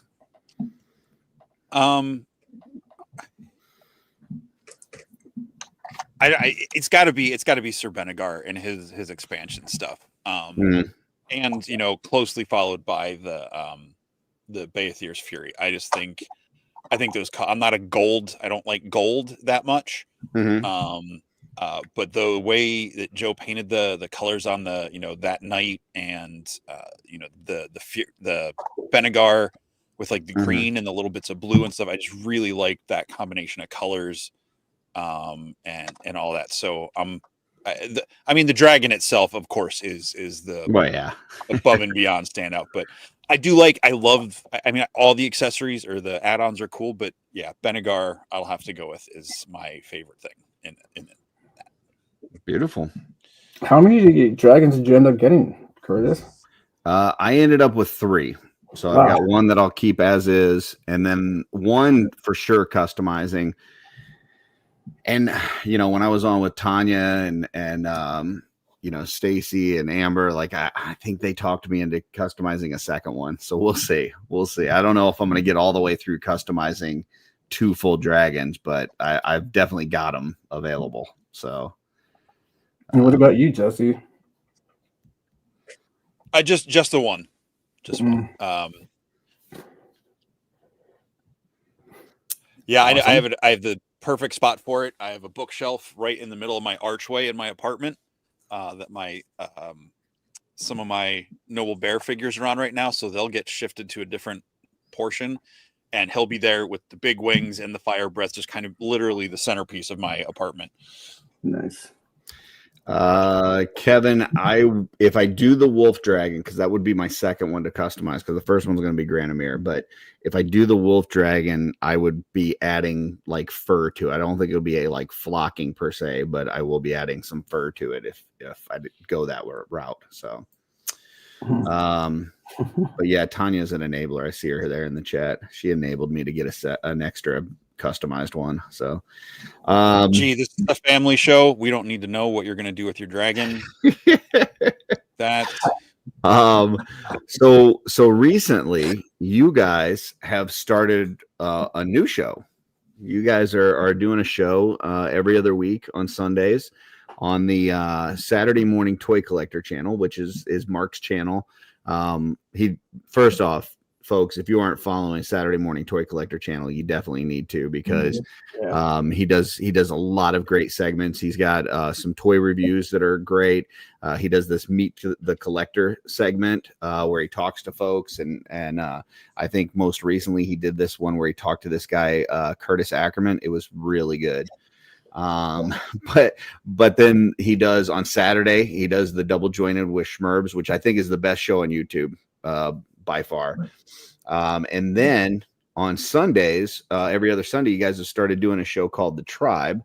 So can you guys tell us a little bit about how this came to be and what it is and why people should tune in? Brian? Well, I think, a lot of us, especially Rob is like the customizing king of AWOC. So he's always putting tapes and making all kinds of amazing figures with all his AWOC stuff. And so a few of us got together, Mark and Rob, and a few of us, and we and Jeff, and said, what if we did an AWOC show? Because nobody really does anything. There's plenty of mythic stuff out there. There's stuff for every other toy line. There really isn't a whole lot for AWOC. So what if we just got together and every other week, since there's not a ton coming out, like we don't need a weekly, but we'll start it up and see how it goes. And so far it's been a ton of fun. We've had Jason and a lot of the guys from the studio on there, and Brick was on today. And we're looking forward to all the new figures that are coming, because if anybody hasn't had those figures in hand, they're a ton of fun to play with. Their posability is amazing. And the figures that are coming next are going to be so much, not that they're going to be so much better than the current ones, but I can't wait for every single figure that's coming. When I saw them at Legion's Con and I saw the big elephant that they had, as soon as I saw that, I knew I was in. And I just went back and got every single figure. When I saw them with the dog that smokes the Black and Milds, I was like, I'm in. As soon as you give a dog Black and Milds, it's over for me. In fact, I've started to invest in some Black and Milds for my dog. I'm trying to get him to smoking cigars. So, but yeah, they're phenomenal. So, and they're even making a fox movie for Rob. So yeah, yep. Yeah, it started because we have this chat on Facebook, and I branched off because I didn't know if I was flooding what I think is a mythic chat group with a bunch of AWOC figures. Mhm. That's where I started going down a deep rabbit hole. So I just kind of grabbed some of the Which people. they also have a rabbit coming, by the way, folks. Yes, there is. Yes. Nice. But yeah, it just started like that. It was a few of us, which kind of grew into more of us, and then we just thought, why don't we do an AWOC fan show for AWOC fans? Because I mean, there's Brick and Adam that have their monthly AWOC, but even though they're fans, we kind of consider it more like AWOC employees. This is more AWOC fans for AWOC fans. Right. So, yeah. And now we're, I think, 4 episodes in. Yeah, I think today was episode 4. So. Yeah. Yeah. That's cool. I unfortunately for me, like it lands right as we're doing the customizing studio, so it's hard for me to catch it live. Unless there's been a couple times where I go into the customizing studio and nobody's there, and then I'm like, okay, I can turn on the tribe. But if there's other folks in there, then I try to not make them listen to it while they're painting, because I don't know who's into it or who's not. But I think it's a great show. I think it's an outlet that has been needed. We've got a million mythic channels, and to get something that's really focused on AWOC is awesome. So they're super fun. I mean, customizing them is fun. Like I got this one that I did recently. That's awesome. Speaking of customizing, have I ever showed you guys this awesome #1 X-Men guy that somebody did for me? That is a good one. It is definitely a good one. Yeah. I love that one. Everybody loves Gambit. Awesome. Yep. Everybody. I don't know anybody Everybody that doesn't loves Gambit. Yeah. I mean, that's there. We lost him. I even made sure. So I've got that claim sale going on right now, right? And one of the things that I've got in there, I don't know if you guys remember, there was a little Marvel series called Heavy Metal, where it was like the little die-cast figures. They're like 2 inches tall. Mm-hmm. So when I put them up for the claim sale, I made sure that I paired them up, and it's like, most of them are like either $8 for a pair or $10 for a pair. It's pretty cheap, I made sure when I paired them up that I put Rogue with Gambit, just in case. I didn't think that Jesse was going to look at the claim sale, but I was like, if he does try to buy the Rogue, I'm going to get Gambit. I looked at it. I mean, fortunately for me, I already have it, and it makes sense that you put them together. Like, yeah, I know I'm one of very few people who does not like them as a couple, and I have said I do not like Gambit with her, but he is a cool character when written well. Yeah, and his powers are freaking awesome, and he's a great. Actually, that was the reason why I paired all the rest of them up. I was like, should I just sell it as a lot? Should I sell them individual? I'm like, well, I got to pair up Gambit and Rogue, so I guess I'll just pair up the rest of them. And it ended up working. I ended up, I think there's only like one weird one where it's like Silver Samurai and Archangel that didn't really make a whole lot of sense, but all the rest of them, I think for the most part made some sense. So, but that was the catalyst. It was I jumped on 2 hours after you had started the sale. The one combat creature that I really wanted got picked up by Jen. Like Jen just claiming the werewolf or the fox or whatever. The wolf one, yeah. The wolf, and then she ended up winning like a giveaway later that day or something. Yeah, man, she's just on a roll today. She ended up getting a combat creature. I think she got 1 or 2 mythics, and then she got a whole bunch of battle beasts. Like she was, she was. Oh yeah. So she says, "I'm sorry, Rob." Like those combat creatures, aren't those just coming out? They just got released. So I backed the Kickstarter. It was right around the same time, I think, as like G13 and Matt stuff. And what I really wanted, they had, like, if you got in on the regular figures, they had a thing that you could buy extra to get the little ones that are like 3D printed, but they're not painted, so you can like paint them yourself. And that's what I was really excited for. And I was like, I'll get the big ones anyway, because I'll probably use them somehow. And then when they came in, I just happened to be like getting all this stuff out of my garage and all this other stuff. I'm like paring down my collection. So as soon as they came, I'm like, I'm keeping the little ones, but the big ones, I never even opened them. Like they got to go. So nothing against those figures. I'm just in a pair down mode right now. So, Gotcha. But yeah. I mean, I think, depending on, because last I looked, I think Big Bad Toy Store hadn't even started shipping theirs out yet. No, so. They're still like on pre-order or something, as they say. Yeah. So hopefully that sale ends next Tuesday. So hopefully whoever bought them from me, not only will they get it a little bit cheaper, but hopefully a little faster than the Big Bad Toy Store. So, awesome. Well, so, also on that tribe, there's a lot of other folks on there that are just really cool people too. So not only you guys talking about AWOC and customizing, and you got, Brick and Jason making some appearances, but talk to us about a little bit about the rest of your crew that's on there with you. Well, besides Mark, we got Jeff Evans and Andy. Terrence, I don't know what his schedule's like. I think he works on that day or the hours that we go on. Yeah, he does. Yeah. Yeah, he's part of the tribe, and hopefully he'll be on there soon. And then we just ask like people that aren't really like kind of like guest, just AWOC fans that want to come and hang out. Mm-hmm.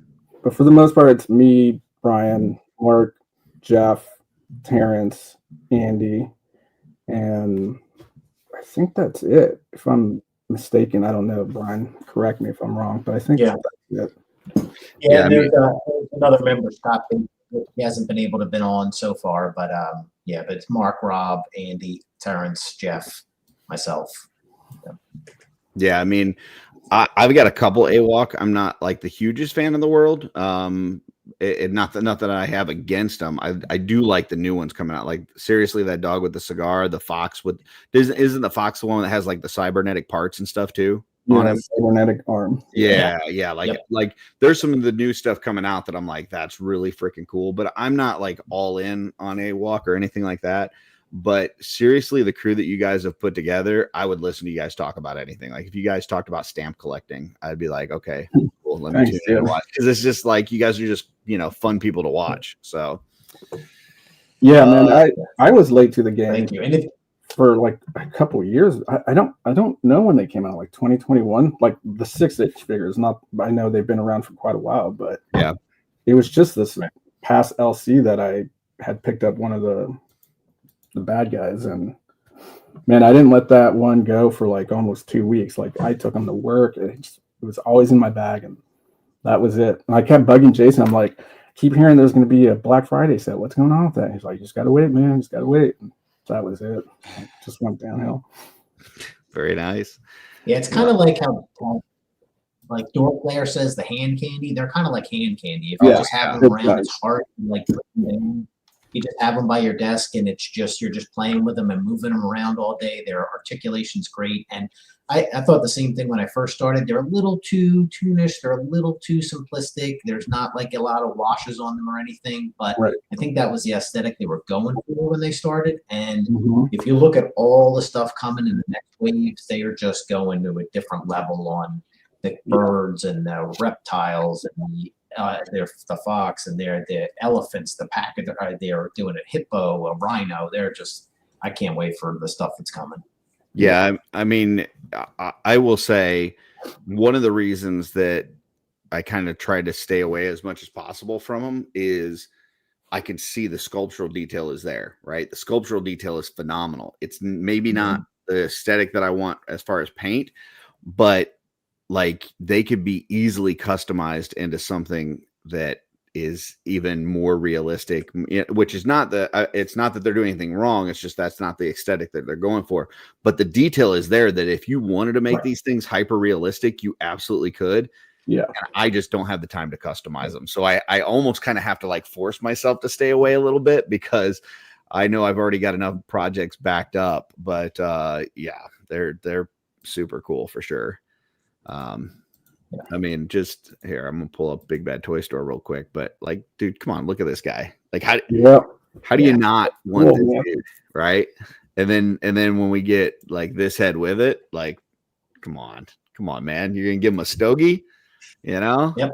Like for sure. And that's one of the newer bodies that they're using. Yeah, which is gonna be cool. And then I wanted to show, like, dude, this one too. Yep. Like, dude. Another new body as well. That's So gonna be freaking so cool. And then I know people were going goo over these eyes, like this thing. That's just a crazy look. So Yeah, not separate head. Oh, I didn't realize it came with a snake head. yeah. Yes. But this is the one, right, Rob? Like, no way, man! I'm gonna get multiples for this guy. yeah. Mhm. Gonna be badass. And that alternate head. So now on this one, do we know, like, are the goggles going to be removable, or is that part of the sculpt? Do we know that? I don't know. I think it might be don't know. post sculpt. I'm not too Gotcha. sure. Because I love that he's got an expressive head, but then he's got just the regular one too. I mean, this one, he still kind of is expressive. He looks like he's got a smirk. Like he looks like he's up to no good. But yeah, dude, the cybernetic. This guy looks like the guy in a movie, you know, that like the heroes come into like the cantina, the bar or something, and is like messing with you. You think he's going to be a bad guy, but then ends up like being the guy with the heart of gold and a real bad attitude. Yeah.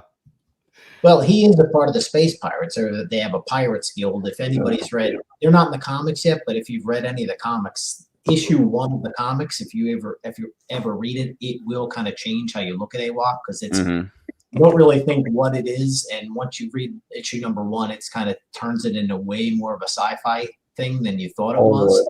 Yeah. And these guys are part of the Pirates Guild. Him and the guy with the stogie, the dog with the stogie, out of his muzzle. So the story is kind of developing as the comics are starting to come out. So they're hoping maybe one day to be able to do a cartoon, and that would be really, really next level stuff. Yeah, the 2 coming out that I know for sure I need is this guy and the dog, and then the third one that's kind of calling me is the rabbit. Like the rabbit kind of like that. This is the one that I'm more a little bit on the fence on, but it's still really cool. But the other 2, I'm for sure I got to get. So they got a raven on here. Oh man, that's another one that's on top of my list. I can't wait for that one. This one here. Yeah. Oh yeah, I don't think I've seen that one. That's cool. And there's a cardinal that's like a bard, and he's got like a loop just into a weapon. Oh, he's got your blue eye samurai hat there. Yeah. Yeah, I mean, like, and if people want to know more about the story, they're selling like digital comic books on their website for really cheap. And like Brian was saying, like you would think it'd be more Mythic Legion adjacent, but it really isn't. It would be more Cosmic Legion adjacent. Right. Yeah, especially like with that whole space pirates and stuff like that. Like, absolutely. But I mean, you know, if you're looking for, especially like recently, they've been running a really cheap sale, right? At Spiro Toys, like at their own website. Yeah, so it ends tonight. So you guys are so if you guys are looking for some cheap AWOC, go to Spiro Toys. The sale ends tonight. But I mean, if you're looking for some bodies to quickly customize, dude, I don't think there's a better like purchase than getting some AWOC figures. Like they're like I said, the sculpt is there, and you throw a wash, you throw some dry brushing on it, all of a sudden, like it just changes it completely. So yeah, big time. Yeah. Definitely. All right. So anything that you guys right now are watching, anything you're into on whether it's TV, movies, anything? I don't really watch. It's weird how much YouTube I watch now. Yeah. Right? It's always like Netflix or Hulu or just trying to find something on Max or something. But I finally subscribed to YouTube Premium. And I'm that's thinking all about doing that. Are you enjoying it? Yes, because there's 1, no ads. 2, I mean, there's a lot of music that you can't find on Spotify. I mean, people just upload like mixtapes from like back in the days of rave kind of stuff, right? But yeah, I'm this close of entertaining the idea of canceling Netflix and Hulu and all that stuff, because a lot of that stuff you can just watch on YouTube. You know? Yeah. I don't know, but yeah, I think the last thing I watched was Black Mirror, and that was it. The new season. Yeah. I thought the new season was really good. The last episode was super freaking depressing, but it was still a good season. Yeah. What about you, Brian? Yeah, I can't watch anything that's depressing. I can only watch like comedy, sci-fi, fantasy, because the world's depressing enough. So I just need stuff that is a little more lighthearted. I just finally finished House of the Dragon, caught up on that finally. Wait.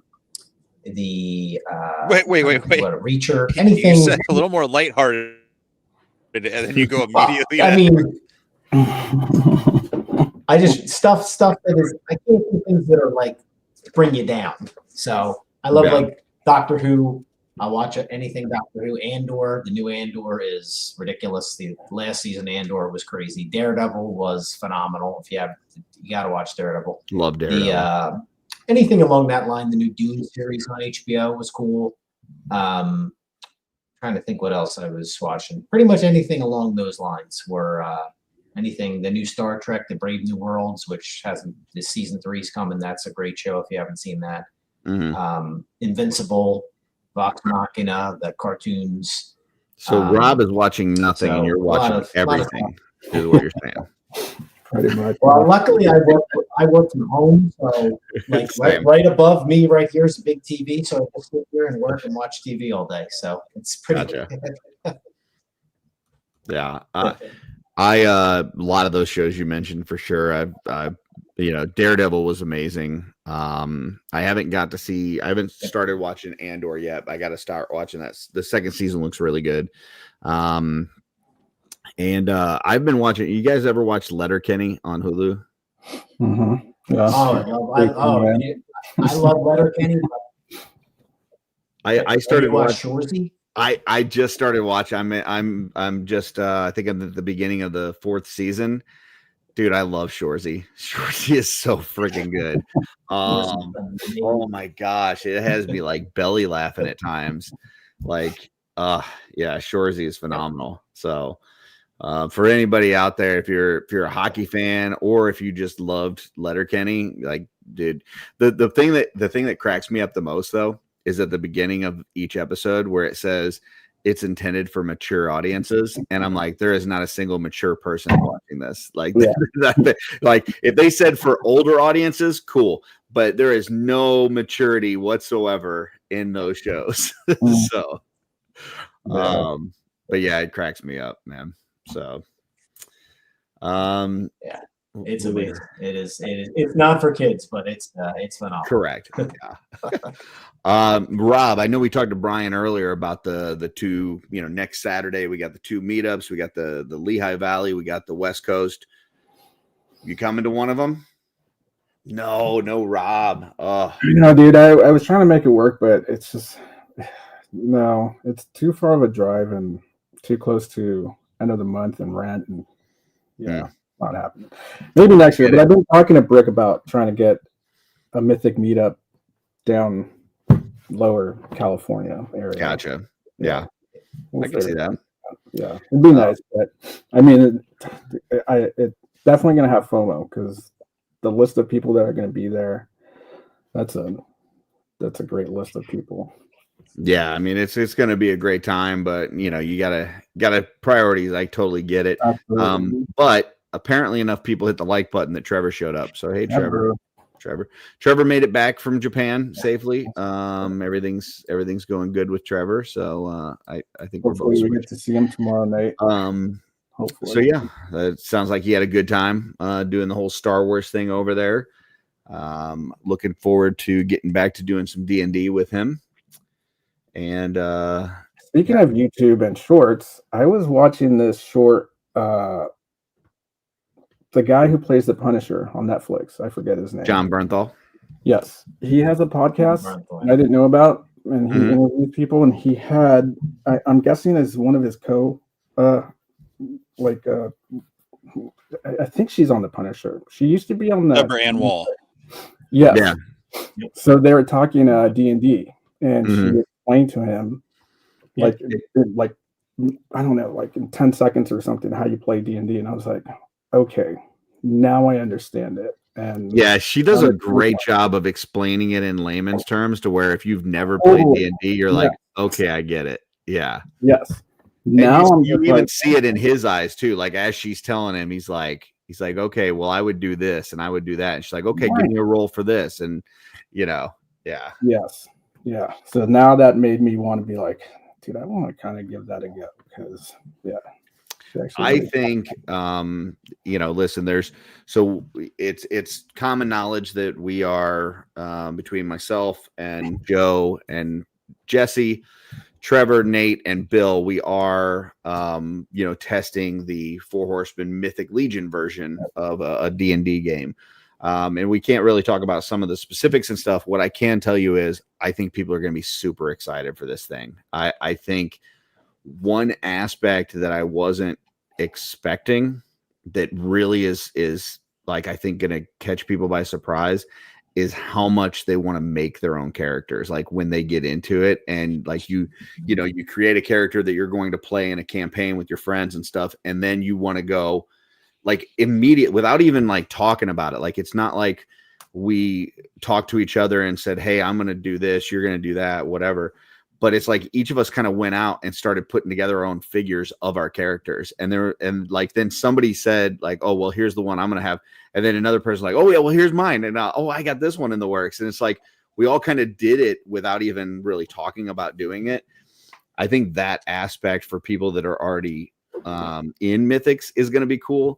And then for people that come in that are more D&D folks that come in and then they go, wait a minute, like I can bring my character to life. Like I can like make an actual action figure of my own character. I think that's going to be super cool.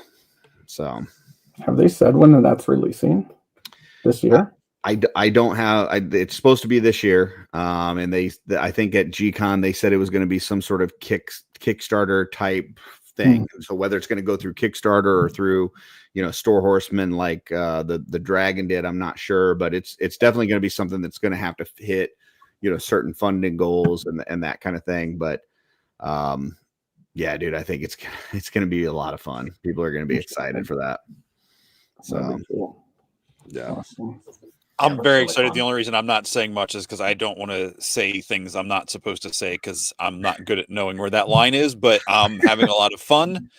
I mean, if it's anyone who has played any version of D&D 5e, so the stuff that came out in 2015, 2014, you'll have a basic understanding of how it works just with the additional mythos, Mythic Legion stuff That's added. what I was gonna ask. Like, are all role playing games kind of the gist of it the same as D&D, the way it all works, the way Deborah conceptually, but like the way, like in some games you might have, your stats might be based on different things, so you might have to roll differently, or you might use different dice, or so there are a lot of differences. But there are, I mean, if you've played one, it'd probably be easier to pick up on something else unless you've only ever played one and only know those rules and don't have a good way to grasp. Bill plays Magic the Gathering, right? But that's not like D&D, right? Not really. No, I will say, Kevin says here, BG3 helped me understand D&D more.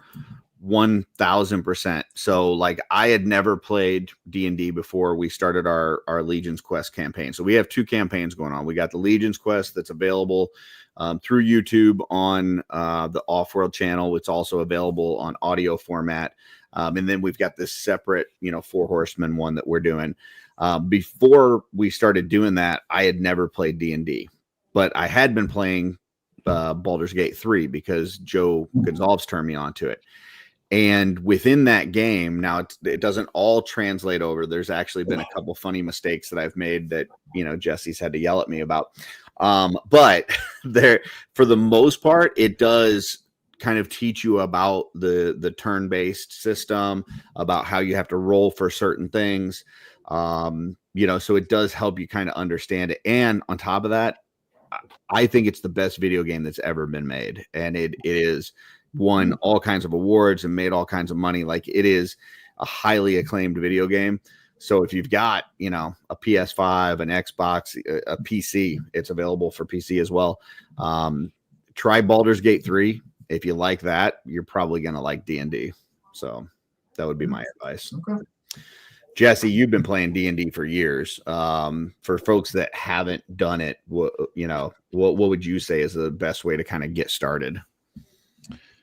Get into a game, in which, the joke is, and it's a long running joke, and apparently it's been a joke. I've only been playing for about 10 years, but it's been going back since the beginning. The hardest part of D&D is getting everybody to be able to schedule the time properly. So the fact that for the most part, we've had a couple misses, on the Monday nights when we record, but it's because, people are traveling or, other things got double booked and whatever. So, I mean, it happens, but, and the fact that our group that I play with in person has been going for almost 10 years, almost every other Friday night, except for holidays and stuff, is a big thing. But the joke is the hardest thing with D&D is scheduling stuff with people. So, if you can do it virtually and you can use the D&D Beyond or any of the other virtual tabletop systems to help, it's good. But if you can play in person, I think is the most fun way to do it.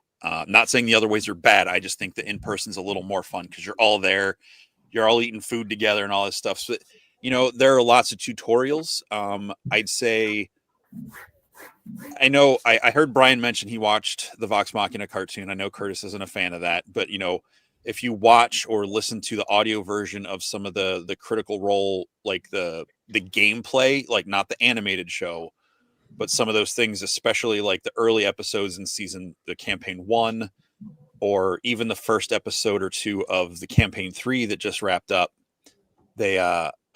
they do a good job. I mean, again, they're professional voice actors. They have a different presence than people will in person, but you can see how they think about how their character is, what they are. And, you can learn stuff, especially, like I said, the first campaign, because a lot of them didn't know how to play, and you can hear it because they're like, oh, what dice do I roll? And now it's like a company. And even now, some of the players are like, oh, wait, which dice am I supposed to use? After they've been doing it for 10 years. So, and I think Legion's Quest is a good example where if you have a good DM that knows what they're doing, they're experienced, you can surround them by a bunch of idiots and you're still going to have a great time. So, because Joe Gonzalez is fantastic. My immediate neighbors, they're a couple in their early 20s, but the husband has D&D nights on Thursdays, and we chat in passing, like, hey neighbor. But I'm just sitting there like thinking, I'm a dork too, man. Like, welcome me in or something. If you guys only knew. And sometimes people will do like a what do they call that, Jesse? Like a one shot or something. A one shot, yeah. Where it's like a small, So that might be a good way to get in and just kind of like, hey, if you're ever doing a one shot, let me know. I would like to be involved or whatever. And that might, kind of give you a little experience, and kind of get your foot in the door. So, is it an ongoing thing if it's not a one shot? Is that how it works or something? Well, like the campaign I played in, we started back in 2015, 2014. They played a couple sessions before I joined. And it took 8 years to wrap that campaign up. Wow, dude. That's crazy. And we didn't even max our characters out all the way, again, we play every other week and we only play about 3 or 4 hours at a time. Sometimes we would do like an all day Saturday or like New Year's Day. We'd got together and played a longer session, but, yeah, it can go for as long, like Curtis said, it depends on the DM. It's just, being the DM is difficult because you kind of gotta learn how your players do stuff and not know what they're going to choose, but kind of anticipate. So it can go like one shots are fun. Again, I'm going to keep talking about Critical Role because that's the one reference I have to go to besides the stuff I have in person. So it's the only one I can recommend to people. They did one at Christmas this year, play testing their own created game called Daggerheart. So it's their own set of rules. So it's a little different. And it's a one shot where it's these kids, they're having a party, 80s Christmas party. The game comes to life and, they have to like fight off these like evil snow creatures or something. And then they wrap it all up. Now, granted, it's a live show and they did it in like 4 or 5 hours or something, but you still got like kind of a full story arc. And again, they're professionals. If you're just starting out for the first time, don't expect it to go that smoothly. But you know, it's a lot of fun. That's cool. I got a few comments in the chat. First, Kevin Hamilton says, "I hate how D&D turns people into Satanist serial killers. It's the only downside." Who said that, and what was their address? Just for, you know, Joe has a funny story where when he first got into D&D, he asked somebody, he's like, "Isn't that the thing where you have to like worship Satan?" And the person responded back, "Well, you don't have to. You can, but you don't. It's not required." So, I mean, if you've watched that, season 4 of Stranger Things where they introduced Eddie, yeah, you know, and the Hellfire Club and all that, like, Hellfire Club. I was a little kid at the time. I was younger than those characters in that show, but like that was very much the thing in the 80s. And that's why I didn't ever get into it as a kid. Cause like I'd see the ad in a comic book and I'd flip the page as fast as possible. So my mom wouldn't see it and yell at me for, you know, worshiping the devil. It's just an ad in the comic. I didn't buy it. We got a comment here from Joe Basapolo. He says, "We have some cool shiznit planned to go with it. Exciting stuff." Wow. So there you go. Make sure you're wearing your brown pants. Yeah, what does that mean? I don't know. But yeah, that's there you go. That's cool. Let's see. Twizzler 19. I play online every Monday for the past year. Although I'd prefer in person, online is still very fun, especially since our DM is in Italy. That's one thing that I think, you know, we've been playing through D&D Beyond, which is a great system for online to do it. You have like the virtual settings and all this kind of stuff, and it connects everybody. I like that because if it wasn't for that, I wouldn't be able to play with a Trevor or a Jesse or a Joe Gonzalez. Like we're not, you know, we're in a world now where we're connecting to people that don't live near us, that we can't just go and sit down in a house and do stuff. Some of our best friends don't live anywhere close to us. So the online play for me, I think is great. Now, would it be better to do it in person? Like if we could sit down at Legion's Con and do a session, that would be freaking awesome. But I think the online stuff really allows people to connect, in a way that you couldn't otherwise. So that's pretty cool. That's cool. Absolutely. So speaking of Legion's Con, you guys both going to be at Legion's Con this year?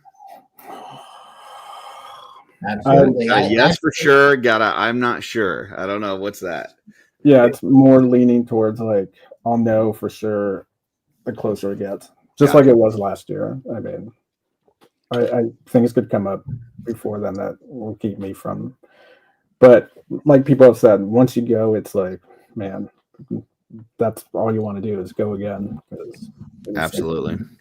And Jeremy kind of made it for me, like the experience. And I asked him if I could tell the story too one time because I didn't want to get him in trouble or just be like. Mm-hmm. But I was on Friday night, I was standing by the door at the exhibitor's room and I saw him walk out and I'm like, "Hey man, is there any way I can just go in there and look?" And he was like, "No, man, I'm sorry." And I'm like, "Yeah, no worries." And I did like the slow walking away, like sad puppy walk away. Yeah, like the walk at the end of the Hulk, Incredible Hulk, where you're David Banner. But he's all, "Hey Rob," he's like, "Come here." And he walked me over to the table where the badges were, and he gave me an exhibitor badge. He's all, "Go have fun, man. Knock yourself out." That's awesome. Yeah, it made my whole weekend. It was pretty cool. I'm going to have to report him to the guy that runs Legion's Con. Yeah, he's going to report Jeremy to Jeremy. Last year was my first one, but even though I live about an hour and a half away, so I drove back and forth each day, and I figured that's good enough. I just drive back and forth. And then this year, like when the hotels were coming up, I was like, I don't want to drive back and forth anymore. I want to stay there because, you know, people told me when you first go, I said, "Should I go? I'm not, you know, I'm just starting. Should I go?" And they're like, "Once you go, you're never going to miss it again." Mm-hmm. And they're right. And now this year, even though I'm that close, I got a hotel room anyway, just because I don't want to leave. I just want to stay there and be able to not have to worry about getting home, getting up the next morning, driving back. So yeah, it's definitely a next level event. Right now I get 3 full weeks vacation and then like a handful of like what they call floater days. So out of my 3 weeks vacation, I use 2 of it around Legion's Con. I basically take the whole week of Legion's Con and then most of the week after just to recover. because you don't want to go right back to work. Like, it's like, as soon as Legion's Con's over, it's like, I do not want to go back to real life. Like, let me savor this for a little bit. Let me, plus you're coming back with stuff that you purchased and everything. You gotta, I want to open some toys and play with them and put them away, kind of ease the separation from my friends with toys. There's nothing like it. Yeah. I mean, the other cons I've gone to, it's like I go there, go straight to a table that I'm looking to check out, get what I need, and that's pretty much it. But here it's like you go do your thing, buy whatever you want, and then you get to hang out with your friends afterwards. Like, you can't beat that. Yeah, I mean, same for me.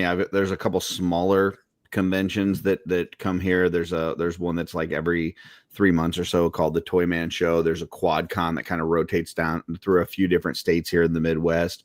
But yeah, I go in, usually it's just like me and Darla or me and my son, and we'll, get our little hand stamped or whatever. We go in, take one pass around, maybe walk around a second time to grab some things that we saw the first time, and then we're gone. Like within an hour, we're out of there. Mm-hmm. And it's just not like that. Not only with Legion's Con, but really any of the ones that the Four Horsemen go to, like any of those events, whether it's the Lehigh Valley coming up, the Mythic Meetup, Toylanta, any of those shows that they're at, people just like stay. They just hang out and they just spend the day with their friends. It's just a lot of fun. So. Well, that's like a perfect example. Like we had ToyCon yesterday or on Saturday. We got there. Well, I didn't get there till 7, and God knows what time Brett and Jesse got there. But everybody standing out in the rain, waiting for hours, waiting in the rain. We go in there just hang out with the horsemen, talk to everybody, go out to lunch with a bunch of people, come back, go to the end of the show, then go to a barbecue at another guy's house and hang out. And some of the people from the studio come over, and it's a whole day thing. It's just. It's not like those other toy shows, like you're saying. Yeah. Well, I know like the Toylanta one, like shoot, people go down there and all of a sudden, Big Dub's doing this giant barbecue and everybody's coming over to his house and they're taking a picture in his backyard and, like showing them his collection and it's like, it's just a whole thing. It's like, even before the con starts, like people are just out there just hanging. It's like a family reunion with a family that you like. So. Absolutely. Yeah. Family you like. Yeah, it's good stuff. So, with all that being said, like I said, folks, next Saturday, don't forget Lehigh Valley on the East Coast, West Coast Mythic Meetup on the West Coast. If you can make it to one of them, be there because, I'm a firm believer. I read a book a while back. I don't want anybody to be shocked by this. Okay. And it was a business book. I kind of had to for work, but it was about filling your emotional or, like just your mental health bucket. Right. And it's like, throughout life, stuff happens where people either take a dip out of your bucket or maybe they punch a hole in your bucket and like some stuff starts leaking out. Right. And you either got to repair those holes or you got to keep putting more good stuff in it to offset the stuff that's leaking out. And, seeing folks at one of these meetups, one of these cons or whatever, it helps to fill that bucket, helps to overflow that bucket so that when you go back to regular life and your bucket's got a couple holes in it here and there, or your boss takes a ladle of it out, or some other person, coworker or something takes a ladle of it out, you got enough of that in there that you kind of can make it through life. Right. So you got to take those moments to fill up your bucket whenever you can. And that's what these things do, man. Your bucket will be overflowing. So take the chance if you can. It's definitely worth it. So, yeah.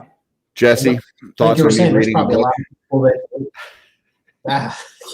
I got lost in a conversation from the line yesterday and I'm trying not to throw up. Oh, okay. All right, Brian, go ahead. I'm sorry. Oh, no problem. I'm just saying, you're right. There's probably a lot of people scheduled their whole year around Legion's Con. They schedule their vacation time. They schedule everything around it, and for good reason, because it's that worth it that people will they get a good chunk, like 2/3 of their vacation, and use it on here just because it will overfill your bucket. Yeah, and it's amazing because it sounds crazy the first time. Like I remember my first Legion's Con, Billy was driving up from Mississippi. He was driving up to Missouri, which is about a 10-hour drive. And then we were going to drive like 19 hours to Legion's Con. Right. And so it was the first time that I'm going, and I'm going to New Jersey, which I've never been to. And I remember telling that to my parents, and they were like, so you've got some guy that you've never met in person is driving to your house, and then you two are driving 19 hours to New Jersey and staying in a hotel room together for a weekend in a place you've never been. And like, if you say it like that, it sounds crazy, right? It's a good episode of 2020 or something. Right. It sounds absolutely nutty. And then you go and you're like, I am going to vacation in New Jersey every year, which may be the craziest sentence that anybody's ever said. But that's the way it becomes. Oh, yeah. Yeah. So, yeah. Is that how far it is from you when you drive 18 hours? So if I map it out, I think it's like 17 hours straight. If I didn't stop, didn't get gas, didn't do anything. So, it usually ends up being about 18 hours there, 18, 19 hours there, and then like 22 back. Cause like on the way back, we're just beat and we got to stop more. We got to take some breaks. We got to get some rest stops. We got to, maybe walk around a store or something. So it usually takes about another 3 hours extra on the way back than what it does on the way there. So, yeah. Jesse, you're over there on the East Coast, right? Can't remember where you're at. Yeah, he's well, now he's in here twice. He's what are you, about an hour away from Legion's Con, an hour and a half, Jesse? Still mute. Can't hear you. Legion's Con's about 2.5 hours for me. 2.5 hours, okay. So, yeah. There you go. It only feels like an hour when you have to drive all the way out to Missouri, and 90% of that is through Pennsylvania. It did seem pretty fast that we got from New Jersey to your house, but which that was a cool thing this past year. I got to see Jesse's house on the way back, which was cool, and stop at Uncle Bob and Aunt Shelley's. They got a cool little store right near Jesse. Nice. And I got to see Sean Scavarna. He wasn't able to make it to Legion's Con last year, but he lives, real close to Jesse. So, we hollered at him when we got there, and he came over and got to see him too. So yeah, it was the trip back that definitely broke up the trip back and made it a lot more fun. So were you able to go in Jesse's basement? I was told that he doesn't have access and we weren't allowed to go there. So yeah. He did see the door that leads to the shop where the door to the basement is, though. Yeah, the door that leads to the other door that leads to the basement, that leads to the possible people down there that we could not see or hear. So very, very soundproof down there. I mean, that all falls on my landlord at this point because I don't have a key to go into the shop. So that's funny. Anyway, I'm gonna log off, guys, because I gotta go help my daughter. Yeah, we're right at 2 hours anyway, so we're gonna be finishing up. But yeah, it was awesome having you, Rob. Thanks a lot. I appreciate it, and thank you for having me on. Thanks, Rob. Absolutely. Anytime I get to chat with Ryan, it's always a treat, man. So I'll see you guys later. Right? Yep. See you, man. Bye. Brian, anything else that you got going on that you want to promote or talk about? This is not to promote, but I just found out that my daughter was home for the weekend from college, and she just texted me that she forgot her laptop. So could I drive it up to her? So I am about as soon as this ends, I'm driving her laptop back to her. So yes. Gotcha. Well, you have fun with that, sir. It's gonna be a good time. Yeah. Well, we appreciate you being on. This was a lot of fun. We're gonna go ahead and put you backstage and close out the show. If you've got to run, we totally get that. If not, hang out and we'll be with you in just a minute. All right. Sounds good. Every other week, watch the Tribe every other Sunday, please. Thank you. There you go. Yeah, watch the Tribe. Thanks, man. Thanks, Brian. Another fun one. Yes, sir. And a surprise because we didn't think that we were gonna have Brian, much less Rob. Like get a little. Yes. Yeah. Yes, double. We did have another. We teased 2 weeks ago that Len was going to be on, and there was a scheduling mishap on his end, so he was not able to make it. And you know why, Brian, right? Middle of the day. I don't know why. Because it's Smarch. He had a whole. It's the new big calendar. They've been trying to put in some extra months in there. So March is a new one that so a lot of people thought that this last month was April, but it was actually March.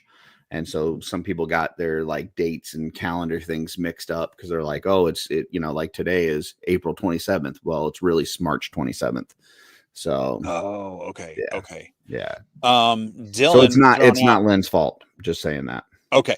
Well, I wasn't going to blame Len. I mean, he just, there was something came up, so he wasn't able to be here. I reached out to Brian in the middle of the day.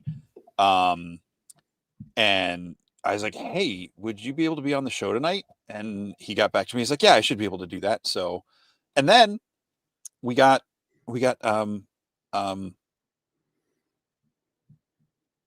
help me. Next week? No, tonight.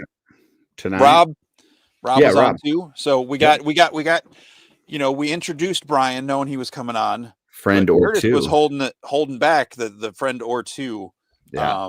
I don't know. That looked. I said, Rob, you want to come on tonight and surprise Brian? I was like, I'll send you the link. Jump on after Shelve selections and we'll surprise him. And he's like, yeah, absolutely. So see, Trevor's made a deal with Big Calendar. I don't know if I can buy his calendars anymore because he's sliding in now Mocktober into the Legends and lead Myth and Fantasy calendars.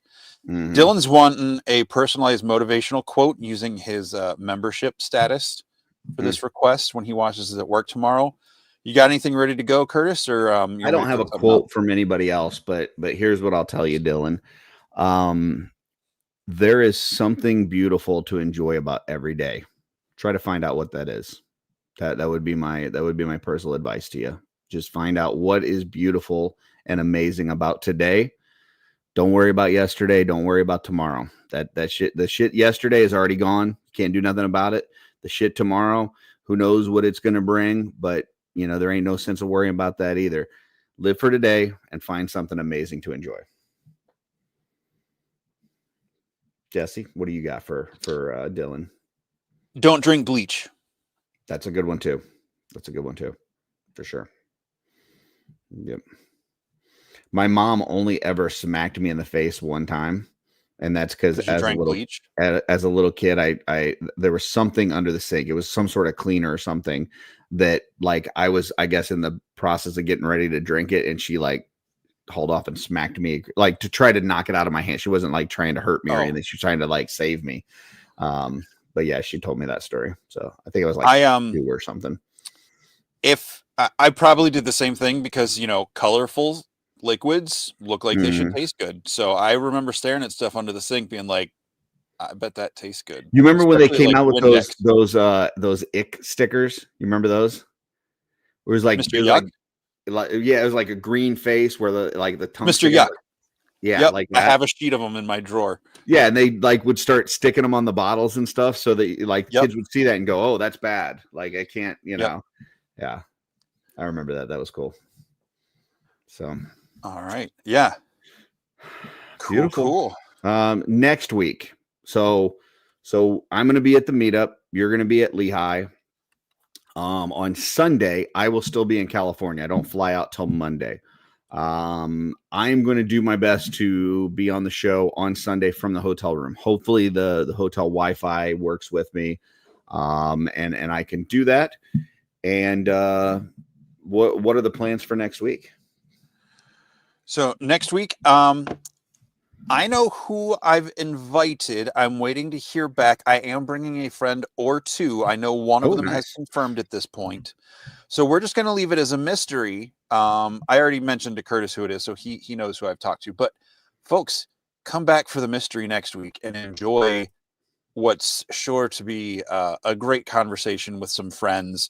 I wanted to pick some people so that if something happens with Curtis, if the connection is bad, it's not that he won't miss out on the conversation, but that it won't be like a new person we're getting to know for the first time or something like that. So, and you knew if I, for some reason am not here, you need at least several people to like replace me. Correct.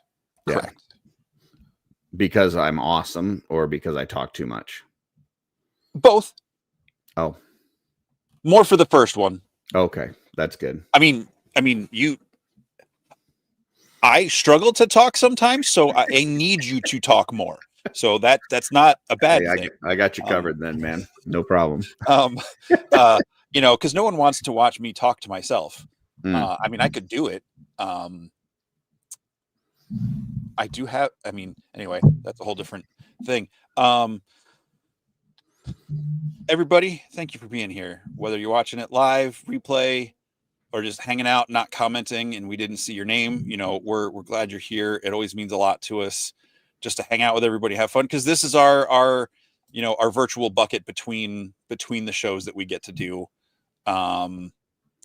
You know, my bucket. You ever see that guy? You know, like that's some heavy damage or whatever. And he like slaps the tape on the glass.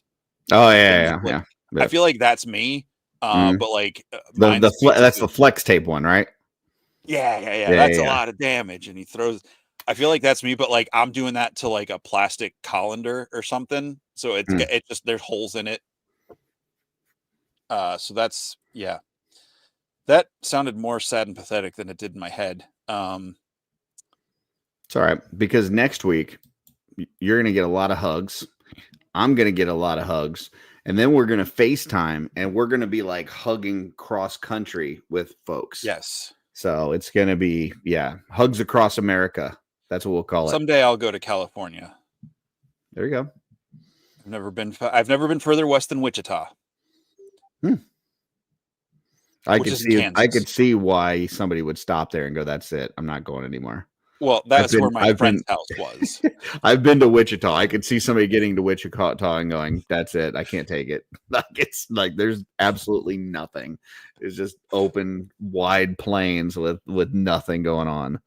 So and Pennsylvania's full of nothing, but at least there's hills and mountains for my enjoyment. To make you feel claustrophobic, you know? Yes. Awesome. Yes. Cool. Well, I guess. Oh, yes. Until next time. I got to find the button. What's on your shelf?